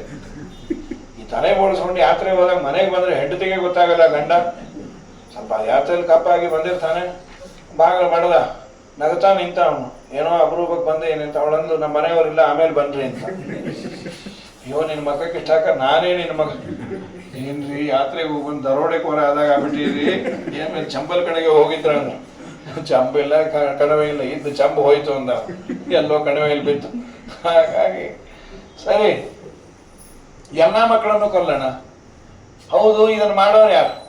ನಮ್ಮಲ್ಲಿ ಪೂತನ ಬಾಯಿ ಅಂತ ಯಾರು? ಈಗ ಅವರೆಲ್ಲ ಹೇಳ್ತಾರೆ ಇದೆ ರಾಜಕೀಯ ಅಂತ. ರಾಜಕೀಯದಲ್ಲಿ ಇದ್ದಾಗ ಅವರಿಗೆ ಇನ್ನೊಬ್ಬರು ಸಾಯ್ತಾರೆ ಅಂದರೆ ಸ್ವಲ್ಪವೂ ಮನಸ್ಸಿಗೆ ಬೇಸರವೇ ಆಗದೆ ಇದ್ರೆ ದೇ ಆರ್ ಎಲಿಜಿಬಲ್ ಅಂತ. ಇದು ಭಾಗವತ ಹೇಳಿದ್ದು. ಸೊ ತುಂಬ ಜನ ಭಾಗವತ ಪ್ರತಿಪಾದ್ಯರೇ. ಹಾಗಾಗಿ ಈ ಮಾತಾಡತ್ರಿ ನಮ್ಗೆ ಏನೂ ಆಗಬಾರ್ದು. ಹಾಗಾಗಿ ನೀನು ಅವರನ್ನು ಏನು ಯಾವ ಯೋಚನೆ ಮಾಡಬೇಡ. ಯಥಾಮಯುಂಗೆ ಸಮಮೂಲಂ ವಿಷ್ಣು ಹಿ ದೇವಾನಾಂ ವಿಪ್ರಾಗ್ ಆವಶ್ಚ ವೇದಾಶ್ಚ ತಪಸ್ಸತ್ಯಂ ದಮಶಮಾಹ ಶ್ರದ್ಧಾದಯ ತಿತಿಕ್ಷಾತ ಕೃತವಶ್ಚ ಹರೇಸ್ತನೋ. ಇವೆಲ್ಲ ದೇವರ ತನು, ಯಜ್ಞ ಯಾಗ ಪುರಾಣ ಪುಣ್ಯಕಥೆ ಎಲ್ಲವನ್ನ ಹಾಳು ಮಾಡಿ ಬನ್ರಿ, ನೀವು ಯೋಚನೆ ಮಾಡಬೇಡ್ರಿ. ದೇವೈ ರಜ ಪ್ರಕೃತಯ ತಮಸ ಮೂಢಚೇತಸ ಸತಾಂ ವಿದ್ವೇಷಂ ಆಚೇರು. ಸಜ್ಜನರಿಗೆ ಪೀಡೆ ಕೊಡೋದು ಅವರಿಗೆ ತುಂಬ ಸಂತೋಷ. ಆಯುಹು ಶ್ರಿಯಂ ಯಶೋಧರ್ಮಂ ಲೋಕಾನಾಶಿಷ ಏವಚ ಹಂತಿ ಶ್ರೇಯಾಂಸಿ ಸರ್ವಾಣಿ ಪುಂಸೋ ಮಹದತಿಕ್ರಮ. ದೊಡ್ಡವರನ್ನ ಅತಿಕ್ರಮಣ ಮಾಡಿದ್ರೆ ಆಗತ್ತೆ ಅಂತಾರಂತೂ ಕಾಯಬೇಕು. ಇಷ್ಟೆಲ್ಲ ಆದ ಮೇಲೆ ಸರಿ, ಇವನು ಪೂತನಾದೇವಿಯನ್ನು ಕೊಟ್ಟು ಕಳಿಸ್ಯಾರ. ಬೆಳಗ್ಗೆ ಇಲ್ಲಿ ಕೃಷ್ಣನನ್ನು ನೋಡಿದ್ರು. ದೇವರು ಅಂತ ಗೊತ್ತಿಲ್ಲ. ಯಶೋದೆ ಮಡಿಯಲ್ಲಿ ಪುಟ್ಟು ಕೂಸು, ಏನಾದ್ರು ಯಶೋದ ಕಂಗ್ರ್ಯಾಚುಲೇಷನ್ಸ್, ಗಂಡು ಕೂಸೆ. ಅವಳನ್ನು ನಾವು ಹಡದಾಗ ನಿದ್ದೆ ಬಂದ್ಬಿಟ್ಟಿತ್ತಮ್ಮ, ಯಾವುದು ಗಂಡೋ ಹೆಣ್ಣೋ ನೋಡಲಿಲ್ಲ. ಗಂಡ ಮುದ್ದಾಗಿ ಎಲ್ಲರೂ ಹಾಲು ಮೊಸರು ತಂದು ಪರಸ್ಪರ ಹೊಡ್ಕೊಂಡು ಮಾಡಿ ಎಲ್ಲ ಅಲಂಕಾರ ಮಾಡಿಕೊಂಡು ಬಂದರು ಅಂತ ಇದೆ. ವಾದಿರಾಜರಂದರು ಯಶೋಧ ಮಗು ಹಡಿದ್ರೆ ಇವ್ರು ಯಾಕೆ ಅಲಂಕಾರ ಮಾಡ್ಕೋಬೇಕ್ರಿ? ಪಕ್ಕದ ಮನೆ ಮದುವೆಗೆ ಹಿಂದಿನ ಮನೆಯವ್ರು ಅಲಂಕಾರ ಮಾಡ್ಕೊಂಡು ಕೂತು ಬಿಟ್ಟಿದ್ದಾರೆ ಅಂದ್ರೆ ಕರೆದೂ ಇಲ್ಲ ಅವ್ರನ್ನ. ಹಾಗಾಗಿ ಇದ್ಯಾಕೆ ವಾದಿರಾದ್ರಂದ್ರು ಅದು ಅವ್ರ ಅಪ್ಪಂದಲ್ಲ, ಅದು ಪಬ್ಲಿಕ್ ಪ್ರಾಪರ್ಟಿ, ಕೃಷ್ಣ ಎಲ್ಲರಿಗೂ ಬೇಕು, ಅದಕ್ಕೆ ಮಾಡ್ಕೊಂಡು. ಅಲಂಕಾರ ಯಾಕೆ ಮಾಡ್ಕೊಂಡ್ರು? ಕೃಷ್ಣನ ಕೃಪಾ ದೃಷ್ಟಿ ನಮ್ಮ ಮೇಲೆ ಬೀಳಿ, ನಾವೇ ಹೋದ್ರೆ ನಮ್ಮನ್ನು ನೋಡಲ್ಲ, ನಾವು ಹಾಕೊಂಡಿರೋ ಆಭರಣವನ್ನು ಅವನು ಎಳಿಲಿಕ್ಕಾದ್ರೂ ನಮ್ಮನ್ನು ನೋಡ್ತಾನೆ. ಈ ಮಕ್ಕಳು ಹಾಗೆ ಕನ್ನಡಕ ಕಿತ್ತೋದು, ನೀವು ಏನೇ ಅದಕ್ಕೆ ಆಟ ಸಾಮಾನು ಕೊಡ್ರಿ ಬೇಡ ಅನ್ನತ್ತು, ಕನ್ನಡಕ ಕಿತ್ತೋದು, ಜುಟ್ಟು ಎಳೆಯೋದು ಇಂಥವೇ ಮಾಡುತ್ತೆ. ಹಾಗಾಗಿ ಅದಕ್ಕೆ ಇದು ಯಾವುದು ಬೇಡ, ಮೆರಿಗೋ ರೌಂಡ್. ಆ ಥರ ನಮ್ಮ ಆಭರಣವನ್ನು ನೋಡುವ ದೃಷ್ಟಿಯಿಂದಲಾದರೂ ಕೃಷ್ಣನ ಕೃಪಾ ದೃಷ್ಟಿ ನಮ್ಮ ಮೇಲೆ ಬೀಳಲಿ ಅಂತ ಬಂದ್ರಂತ. ಇನ್ನೂ ಒಂದು, ದೇವಸ್ಥಾನಕ್ಕೆ ಹೋಗ್ಬೇಕಾದ್ರೆ ದೇವರು ಕೊಟ್ಟಂತಹ ಸಂಪತ್ತನ್ನು ಒಂಚೂರು ಧಾರಣೆ ಮಾಡಿ ಹೋಗ್ಬೇಕು. ದೇವಸ್ಥಾನಕ್ಕೆ ಅಂತ ಒಂದು ಕೆಲವು ಸೂಟ್ ಇರುತ್ತದು, ಯೋ ಯೋ ಯೋ ಯೋ ಸ್ವಾಮಿ ಶರಣಮ್ಮ ಅಯ್ಯಪ್ಪ ಡ್ರೆಸ್ ಇದ್ದಾಗಿರುತ್ತದು. ಯಾಕೆ ಇಷ್ಟು ಕಪ್ಪದು ಉಟ್ಕೊಂಡು ಹೊಂಟಿರಿ? ನೆಲ ಕಪ್ಪಿರ್ತಾವ್ರಪ್ಪ ಅದಕ್ಕೆ ಅಂದರು. ಅವ್ರಂದ್ರು ನಿಮ್ದು ಹೋತ್ರ ಅಲ್ಲಿ ನೆಲಕ್ಕೆ ಹತ್ತೆ ಕಪ್ಪಾಗಿರೋದು ಅಂತ. ಹಾಗಾಗಿ ನಮ್ಮ ಸ್ವಾಮಿಯನ್ನು ನೋಡ್ಲಿಕ್ಕೆ ಬಂದರು. ಇಲ್ಲಿ ಇವಳು ಬಂದು ಪೂತನ, ಅವಳಲ್ಲಿ ಜೀವದ್ವ್ಯಾವೇಶ ಇತ್ತು. ಒಂದು ತಾಟಕಿ, ಇನ್ನೊಂದು ಊರ್ವಶಿ. ಅವಳು ಬಂದಿದ್ದಾಳೆ, ಒಳ್ಳೆ ಸ್ಫುರದ್ ರೂಪ. ಬರೋ ಕಾಲಕ್ಕೆ ಯಶೋಧನ ಮಗುವನ್ನು ಎತ್ತಿ ಮುದ್ದಾಡಿ ತೊಡೆ ಮೇಲೆ ಹಾಕೊಂಡು, ಅದೇನು ಬಹಳ ದಿನ ಆಗಿಲ್ಲ, 7ನೇ ದಿವಸ ಅಂತದ್ದು.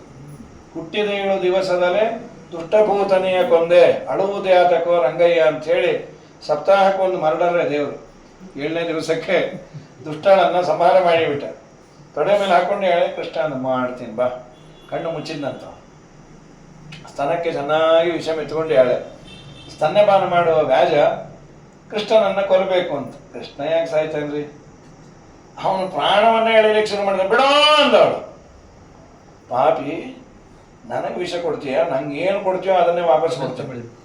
ಆ ವಿಷವನ್ನು ಒಳಗೆ ಓದ್ಬಿಟ್ಟ, ಹಾಲನ್ನು ಮಾತ್ರ ಎಳ್ಕೊಳ್ತಾನೆ, ಸತ್ತೇ ಹೋದವಳು. ದೊಡ್ಡ ದೇಹ ಆಯಿತು. ಮಧುನು ಪರಮಾತ್ಮನನ್ನು ತೊಡೆ ಮೇಲೆ ಹಾಕೊಂಡಾಗ ಇನ್ನೂ ಅವಳ ಸ್ವರೂಪ ವ್ಯಕ್ತ ಆಗಿರಲಿಲ್ಲ. ಅವಳ ನಿಜವಾದ ರಾಕ್ಷಸ ದೇಹ ಅದು, ಅದನ್ನು ವರ್ಣನೆ ಮಾಡುತ್ತೆ ಭಾಗವತ. ಎಲ್ಲ ನೋಡಿ ಭಯಪಟ್ಬಿಟ್ರಂತೆ. ಅವಳ ವಿರುದ್ಧ ಹೇಗಿದ್ರು ಅಂದರೆ, ಅವಳ 2 ಕಣ್ಣು ದೊಡ್ಡ ಇಳಿಯೋ ಬಾವಿ, ಹೊಟ್ಟೆ ಹೇಗಿತ್ತು, ನೀರಿಲ್ಲದೆ ಇರುವಂತಹ ಈ ಕೆರೆ ಇದ್ದಾಗಿತ್ತು. ಹುಳಿಮಾವು ಕೆರೆ ಇದೆಯಲ್ಲ, ಇಲ್ಲಿ ನೀರಿದೆ ರೀ ಹುಳಿಮಾವು ಕೆರೆಯಲ್ಲಿ, ಅದಕ್ಕೆ ನೀರಿಲ್ಲದೆ ಇರೋ ಕೆಂಪಾಂಬದಿ ಕೆರೆ. ಆಮೇಲೆ ಗಿರಿಕಂದರ ನಾಸಿಕ, ಮೂಗು ಹೇಗಿತ್ತು ಅಂದರೆ 2 ದೊಡ್ಡ ಗುಹೆ ಇದ್ದಾಗಿತ್ತು. ಒಂದೊಂದು ಗುಹೆಯಲ್ಲಿ ಒಂದೊಂದು 10 ತಾನೇ ಐಸ್ ಪೈಸ್ ಆಡ್ಬೋದಂತ. ಈ ನಮ್ಮ BDAಗೆ ಸಿಕ್ಕಿದ್ರೆ ಲೇಔಟ್ ಮಾಡಿರೋರು, ಪೂತನ ರೈಟ್ ಆ್ಯಂಡ್ ಲೆಫ್ಟ್ ಅಂತ ಹೇಳಿ ನೀವು ವಿಚಿತ್ರವಾಗೆಲ್ಲ ಮಾಡ್ತಾರೆ. ಏನಿದೆ ಹಾಸ್ಯ ಅಲ್ಲ. ಈ ಅನಂತಪುರಕ್ಕೆ ಹೋಗೋ ದಾರಿಯಲ್ಲಿ ಒಂದು ಹೋಟೆಲ್ ಕುಂಭಕರ್ಣ ಅಂತಿದೆ, ನಾವು ಹೋಗಿಲ್ಲ, ದೂರದಲ್ಲಿ ನೋಡಿದ್ದೀನಿ. ಅದು ಕುಂಭಕರ್ಣನ ಶೇಪಲ್ಲೇ ಇದೆ, ಅದರ ಮೇಲೆಲ್ಲ ಕೋತಿಗಳು ಹತ್ತಿರೋದು. ಹಾಗೇನೋ ಹುಚ್ಚೆಚ್ಚೆಲ್ಲ ಮಾಡಿ ಅದು ಈಗಿದೆಯಲ್ಲ ಹೊಡೆದಾಕ್ಬಿಟ್ಟಾರೆ. ಈಗ 20 ವರ್ಷದ ಕೆಳಕ್ಕೆ ನೋಡಿದ್ದದು. ಆದ ಮೇಲೆ ಅವಳು ಸತ್ತೇ ಹೋದ, ಅದ್ರ ಮೇಲೆ ಆಟ ಆಡ್ತಾ ಇತ್ತು. ನಮ್ಮ ಸ್ವಾಮಿಯನ್ನು ಯಶೋದಮ್ಮ ಎತ್ಕೊಂಡ್ಬಂದು ದೇವರಿಗೆ ದೃಷ್ಟಿ ತೆಗೆದು, ಪಾಪಿ ದೃಷ್ಟಿ, ಪರಮ ದೃಷ್ಟಿ, ಚೀಪು ಅಂತ ಹೇಳಿ ಗೋಮೂತ್ರೇಣ ಸ್ಥಾಪಯಿತ್ವ. ಏನು ಯಶೋದನ ಭಾಗ್ಯ! ಮಗುವಾದಾಗ ಅದಕ್ಕೆ ಎಣ್ಣೆ ಹಚ್ಚಿ ಎರೆದು ಮಾಡಿ ದೃಷ್ಟಿ ತೆಗೆದು ಎಲ್ಲ ಅಜ್ಜಿ ಗಿಜ್ಜಿ ಮಾಡ್ತಾರೆ. ಈಗೆಲ್ಲ ಆ ಲೆವೆಲ್ ಮಾಡಂತನ ಸ್ವಲ್ಪ ಹೋಗ್ಬಿಡ್ತೀವಿ.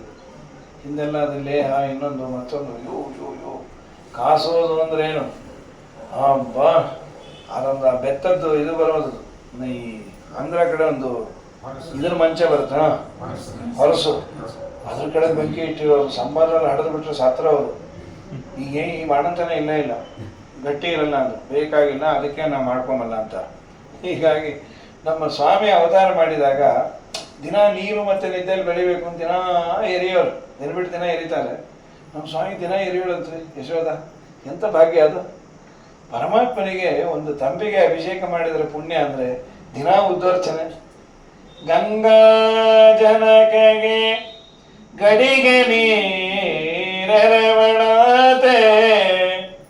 ಮಂಗಳಾಂಗಗೆ ಭಾಮೆ ಶೃಂಗರಿ ಪರಂತೆ, ತುಂಗಭೂರಮಣನ ತೊಟ್ಟಿನೊಳು ತೂಗುವಳತೆ, ಕಂಗಳ ಗೋಚರನ ಎತ್ತಿ ಮುದ್ದಿಪಳಂತೆ, ಏನು ಸುಕೃತವ ಮಾಡಿದಳು ಯಶೋದೆ, ಚತುರಾಸ್ಯನ ಪಿತನ ಸುತನೆಂದು ಎತ್ತುವಳಂತೆ, ಶ್ರುತಿ ವಿನುತಗೆ ಜೋಗುಳವ ಪಾಡುಗಳಂತೆ ಶತರಣಿ ತೇಜಗೆ ಆರತಿಯ ನೆತ್ತುವಳಂತೆ ಗತಭೀತನಿಗೆ ಭಾಮೆ ರಕ್ಷೆ ಇಕ್ಕುವಳಂತೆ ಏನು ಸುಕೃತಮ ಮಾಡಿದಳು ಯಶೋದೆ. ಈ ಬಾಣಂತನ ಮಾಡ್ಬೇಕಾದ್ರೆ ಬೈದೆ ಮಾಡಿದ್ರೆ ಅಶ್ವಮೇಧ ಯಾಗ ಮಾಡಿದ ಪುಣ್ಯ ಅಂತ್ರಿ. ಮಗುನ ಬೈದೆ ಮಾಡಬೇಕು, ಅದು ಹೇಗೆ ಸಾಧ್ಯ? ಸಾಧ್ಯವೇ ಇಲ್ಲ. ಬೆಳಗ್ಗೆ ಮುದ್ದಾಡ್ತಾ ಇರ್ತಾರೆ, ರಾತ್ರಿ ಎದ್ದು ಬಿಟ್ಟರೆ ಹೊಟ್ಟೆ ಹೊರದೋಗುತ್ತೆ. ಪಾಪ ಎಲ್ಲ ಮಾಡಿ ಮಲಗಿರ್ತಾಳೆ ಅಜ್ಜಿ. ಇದು 12:30 ಒಂಚೂರು ಆಗುತ್ತೆ. 10 ನಿಮಿಷ ಏನಾಯ್ತು ಕೃಷ್ಣ, ಏನಾಯ್ತು, ಏನು ಕೃಷ್ಣ ಇಲ್ಲ, ರಾಮ ಇಲ್ಲ, ಇನ್ನೂ ಜೋರು ಮಾಡ್ತು ಅಂತ ಏನು ಹುಟ್ಟಿದ್ಯೋ ಏನು ಮಕ್ಕಕ್ಕೆ ಠಾಕ. ಹಿರಣ್ಯಾಕ್ಷ ಹಿರಣ್ಯಕಶ್ಯಪು ಇಬ್ಬರು ಸೇರಿ ಹುಟ್ಟುಬಿಟ್ಟಿಯಾರ. ಅವನು ಚೆನ್ನಾಗಿ ಬೈದು ಮಿದ್ಗ ಅಂಥೇಳಿ ಮತ್ತೆ ಬೆಳಗ್ಗೆ ಮುದ್ದಾಡೋದು. ಗೋಪಾಲಕೃಷ್ಣ ದೇವರು ರಾತ್ರಿ ಏನಾಗಿರುತ್ತೋ ಇದಕ್ಕೆ ಬಹಳ ಮುಂಜಿ ಅಂಥೇಳಿ ನಮ್ಮ ಸ್ವಾಮಿ ಒಂದ ಎರಡ ಮಾಡಿದ್ದು. ಗಂಗಾ ಜನಕಗೆ ಗಡಿಗೆ ನೀರೇನೆ ಬೇಡದು. ಗಂಗೆಯನ್ನ ಹೆತ್ತ ದೇವರಿಗೆ ಗಡಿಗೆ ನೀರು ವಿರೋಧಾಭಾಸ ಅಲಂಕಾರ. ಇದು ಹೇಳೋದು ಅದಕ್ಕೆ ವಿರುದ್ಧವಾದಂತೆ ಹೇಳೋದು. ಸೂರ್ಯಂಗೆ ಟಾರ್ಚ್ ಇದ್ದ ಹಾಗೆ ಗಂಗಾ ಜನಕಗೆ ಗಡಿಗೆ ನೀರ.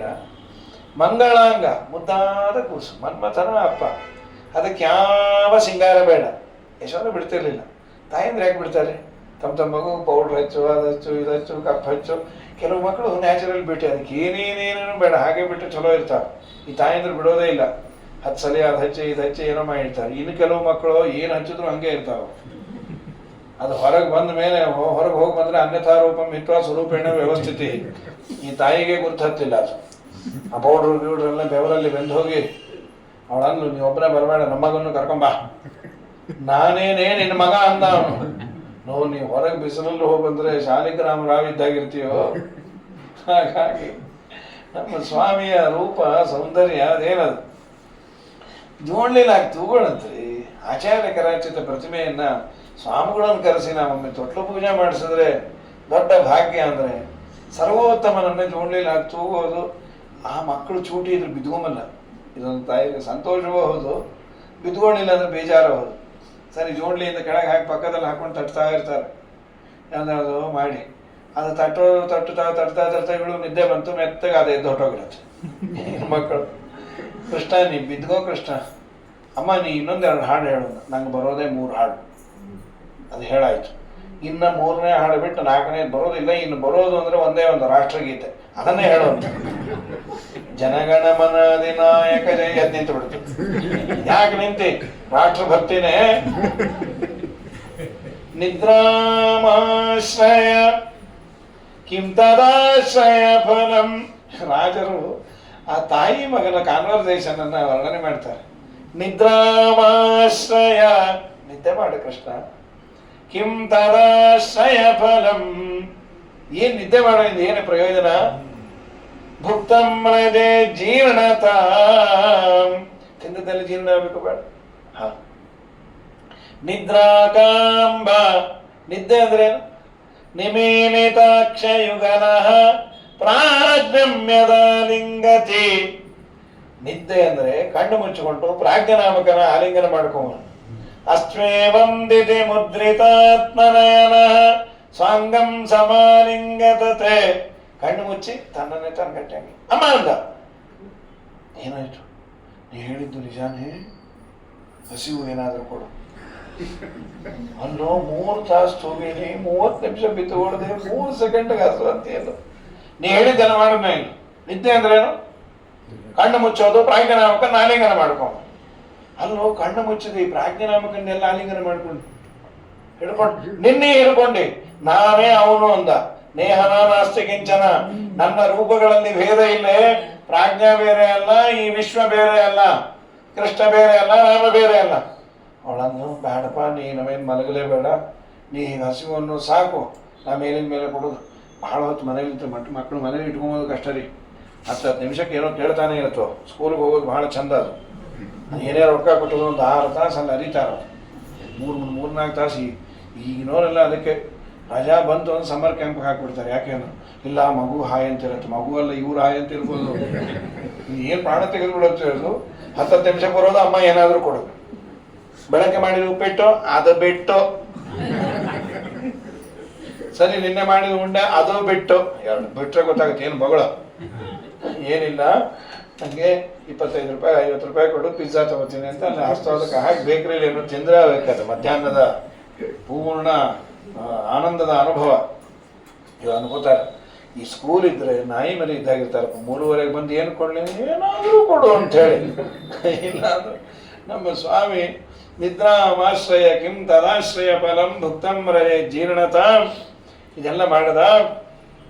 ಇದಾದ ಮೇಲೆ ಪರಮಾತ್ಮ ಆ ಪೂತನ ಸಂಹಾರ ಆಗಿತ್ತು. ನಂತರದಲ್ಲಿ ಶಕಟಾಸುರ ಅಂತ ಅವನು ಭಂಡಿ ರೂಪದಲ್ಲಿ ಬಂದು ದೇವರ ಮೇಲೆ ಹರಿಬೇಕು, ಅವನ್ನ ಪೀಸ್ ಪೀಸ್ ಮಾಡಿ ಇಟ್ಟ. ಅದಾದ ಮೇಲೆ ಪರಮಾತ್ಮನಿಗೆ ಇನ್ನೊಂದು ಆ ತೃಣಾವರ್ತ ಅನ್ನೊಂದು ಗಾಡಿ ರೂಪದಲ್ಲಿ ಬಂದು ಮೇಲೆ ಕರ್ಕೊಂಡು ಮೇಲಿಂದ ಅವನು ಕೆಳಗೆ ಬಿದ್ದು ಸತ್ತ. ಭದ್ರಾ ಸ್ವಾಮಿಗಳಂತಾರೆ ಈ 4 ಚೇಷ್ಟೆ ಮಾಡಿದ್ದು ದೇವರು.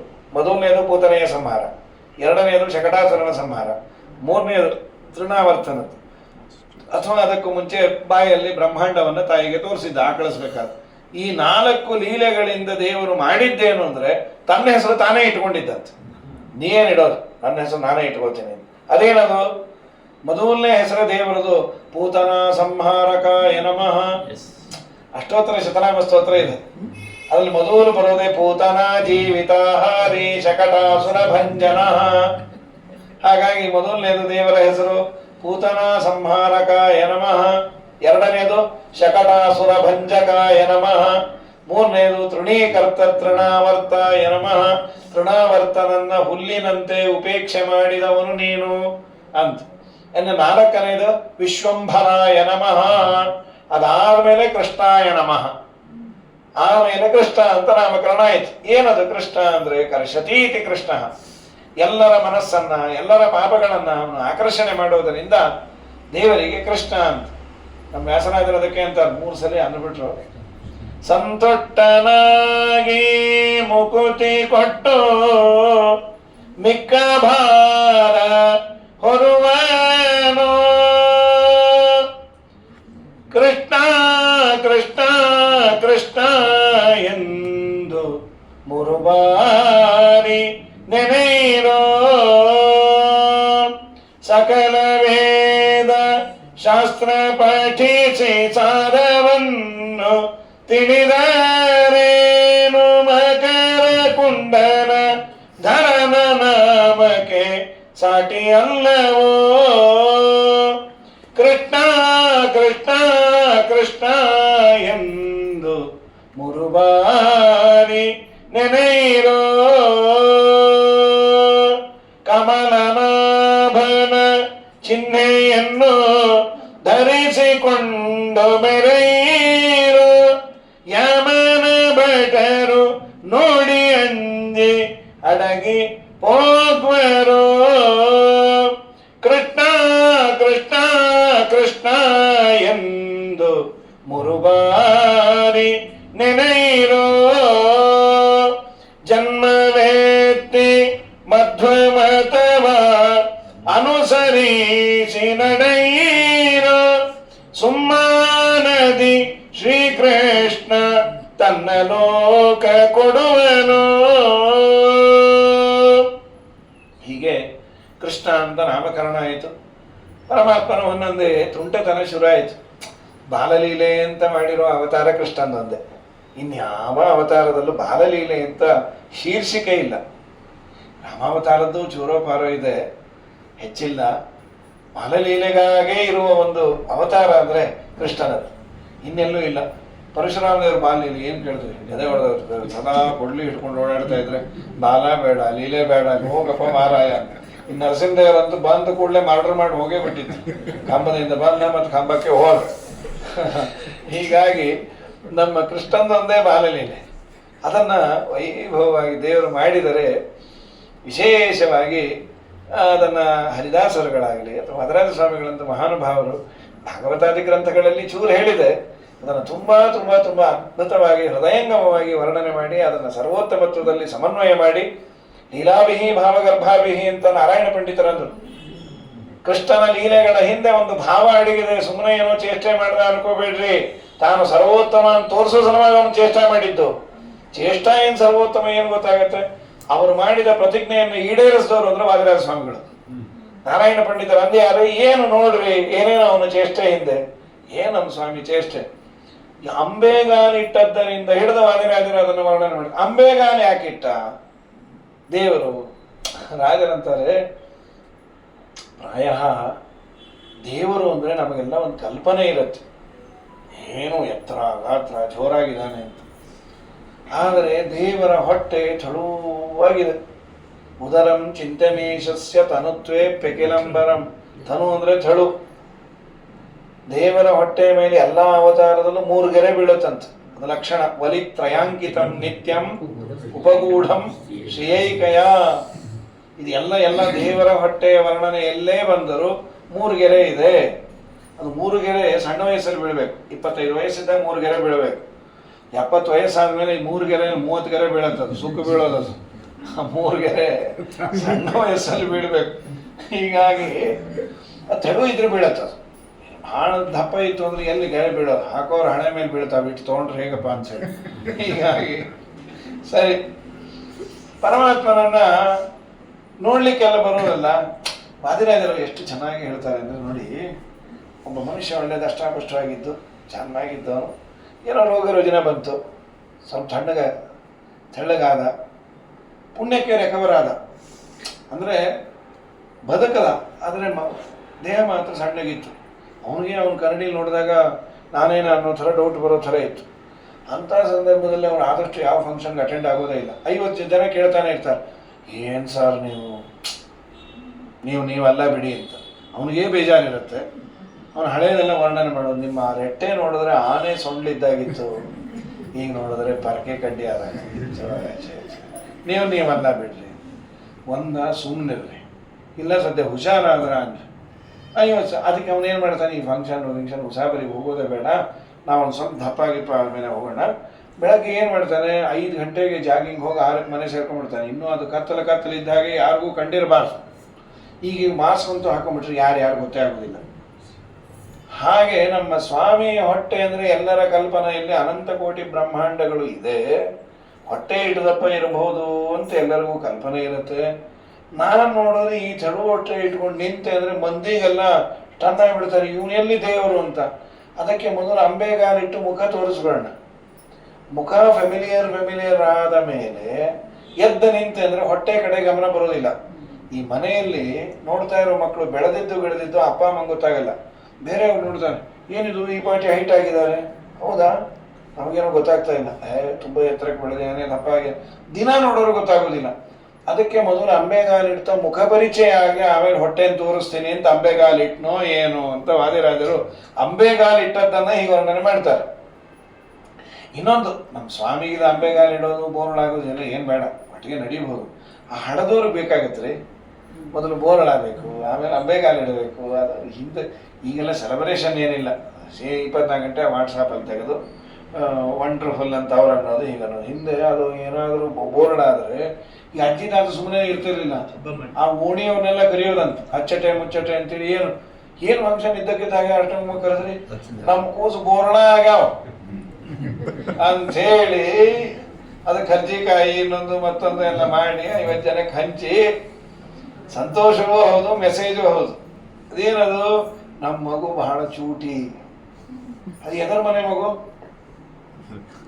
2 ವರ್ಷ ಆಯ್ತು, ಬೋರಳಾಗಿಲ್ಲ. ಯಾಕೆಂದ್ರೆ ಸ್ವಲ್ಪ ನನ್ನ ಥರನೇ ಇದೆ, ಅದು ಆಗ್ಬಲ್ತದು. ಇವ್ರು ಯಾಕೆ ಸುಮ್ಮನೆ ಇರ್ತಾರೆ? ಎಲ್ರಿ ಮೊನ್ನೆ ಒಂದು ವಾಟ್ಸಾಪಲ್ಲಿ ಬಿಟ್ಟಿದ್ರು, ಅದು ಬೋರಳ ಆಗಿದ್ದು, ಸರ್ವಥಾ ಬೋರಳ ಆಗಿದ್ದಲ್ಲ. ಅದು ಟೌಲ್ ಮೇಲೆ ಮಲಗಿತ್ತು, ಟೌಲ್ ಎಡದಾಗ ಪಲ್ಟಿ ಹೊಡೀತು, ಅದನ್ನೇ ಬೋರಳ ಅಂದ್ರೆ. ಅವರು ನಿಮ್ಗೆ ಅಷ್ಟು ವಿಶ್ವಾಸ ಇಲ್ಲ ಅಂದ್ರೆ ನಮ್ಮ ಮನೆ CCTV ಕ್ಯಾಮ್ರಾ ಅವ್ರ ಕಡೆಗೆ ಮಾಡಿ ನೋಡ್ರಿ, ಅದು ಫುಟೇಜ್ ಕಳಿಸ್ತೀವಿ, ನೀವೇ ಕನ್ಫರ್ಮ್ ಮಾಡ್ಕೊಳ್ಳಿ ಅಂಥೇಳಿ. ಅಂದ್ರೆ ಎದರ ಮನೆ ಅದು ಮೊದ್ದು, ನನ್ನ ಮಗ ಮುದ್ದು ಅಂದ್ರೆ ಏನಾನೊಂದು ಪರಮತ ನಿರಾಕರಣ ಪೂರ್ವಕ ಸಮತ ಸ್ಥಾಪನ. ನಮ್ಮ ಸ್ವಾಮಿದು ಏನು ದೇವರು ಅಪಾರ ಲೀಲೆಗಳು, ಒಂದೊಂದೇ ಚೇಷ್ಟೆ ಶುರುವಾಗಿದೆ. ನಾಳೆ ದಿವಸ ಭಗವಂತನ ಚೇಷ್ಟೆಯನ್ನು ನೋಡುವ. ನಾಳೆ ಬೆಳಗ್ಗೆ 10ಕ್ಕೆ ಬರಲ್ಲ ಅಂದರೆ ಈ 8ರಿಂದ 9:30 ಸ್ವಾಮಿಗಳದು ಆನ್ಲೈನ್ ನೋಡ್ತಿರ್ತಾರೆ. ನಾನು 9ಕ್ಕೆ ಹೊರಟು ಬರ್ತೇನೆ. 10ರಿಂದ 11, 11:15 ಅಥವಾ ನಿಮಗೆ ಇನ್ಯಾವ ಟೈಮ್ ಅನ್ಬೋದು. ಹಾಂ, ನಿಮ್ಮ ಕನ್ವೀನಿಯಂಟ್ ಟೈಮ್. ಸರಿ ಸರಿ ಸರಿ ಆಯ್ತು. ಎಲ್ಲರಿಗೂ ಆಗ್ಬೋದಲ್ಲ 10 ಗಂಟೆಗೆ? ಸರಿ, ಯಾರಿಗೆ ಆಗುತ್ತೋ 10 ಗಂಟೆಗೆ, ನಿರ್ಬಂಧ ಇಲ್ಲ. ಬಂದರೆ ಬಹಳ ಸಂತೋಷ. ಬೆಳಗ್ಗೆ ಕೆಲಸ ಕಾರ್ಯ ಇರುತ್ತೆ. 10ಕ್ಕೆ ಶುರು ಮಾಡಿ 11ಕ್ಕೆ ಬಿಟ್ಬಿಡ್ತೀನಿ. 10ಕ್ಕೆ ಬರೋದು ಲೇಟ್ ಆದರೂ ಬಿಡೋದು 11 ಗ್ಯಾರಂಟಿ. ಸೊ ನೀವು 11 ಮೇಲೆ ಏನಾದರೂ ಕಮಿಟ್ಮೆಂಟ್ ಮಾಡ್ಕೋಬೋದು. ಮೇಡೆ ಮಾಡಿ ಪ್ಯಾನಸ್ ಬಿಡು ಅಮ್ಮ. ನಮಸ್ಕಾರ.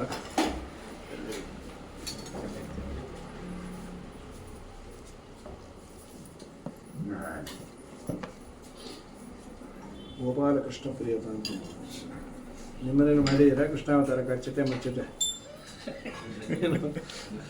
ಜಯತೆ ಹರಿದ ಚಿಂತ ಸರ್ವದೇವ ಕೃಷ್ಣಾಯ ವಾಸುದೇವಾಯ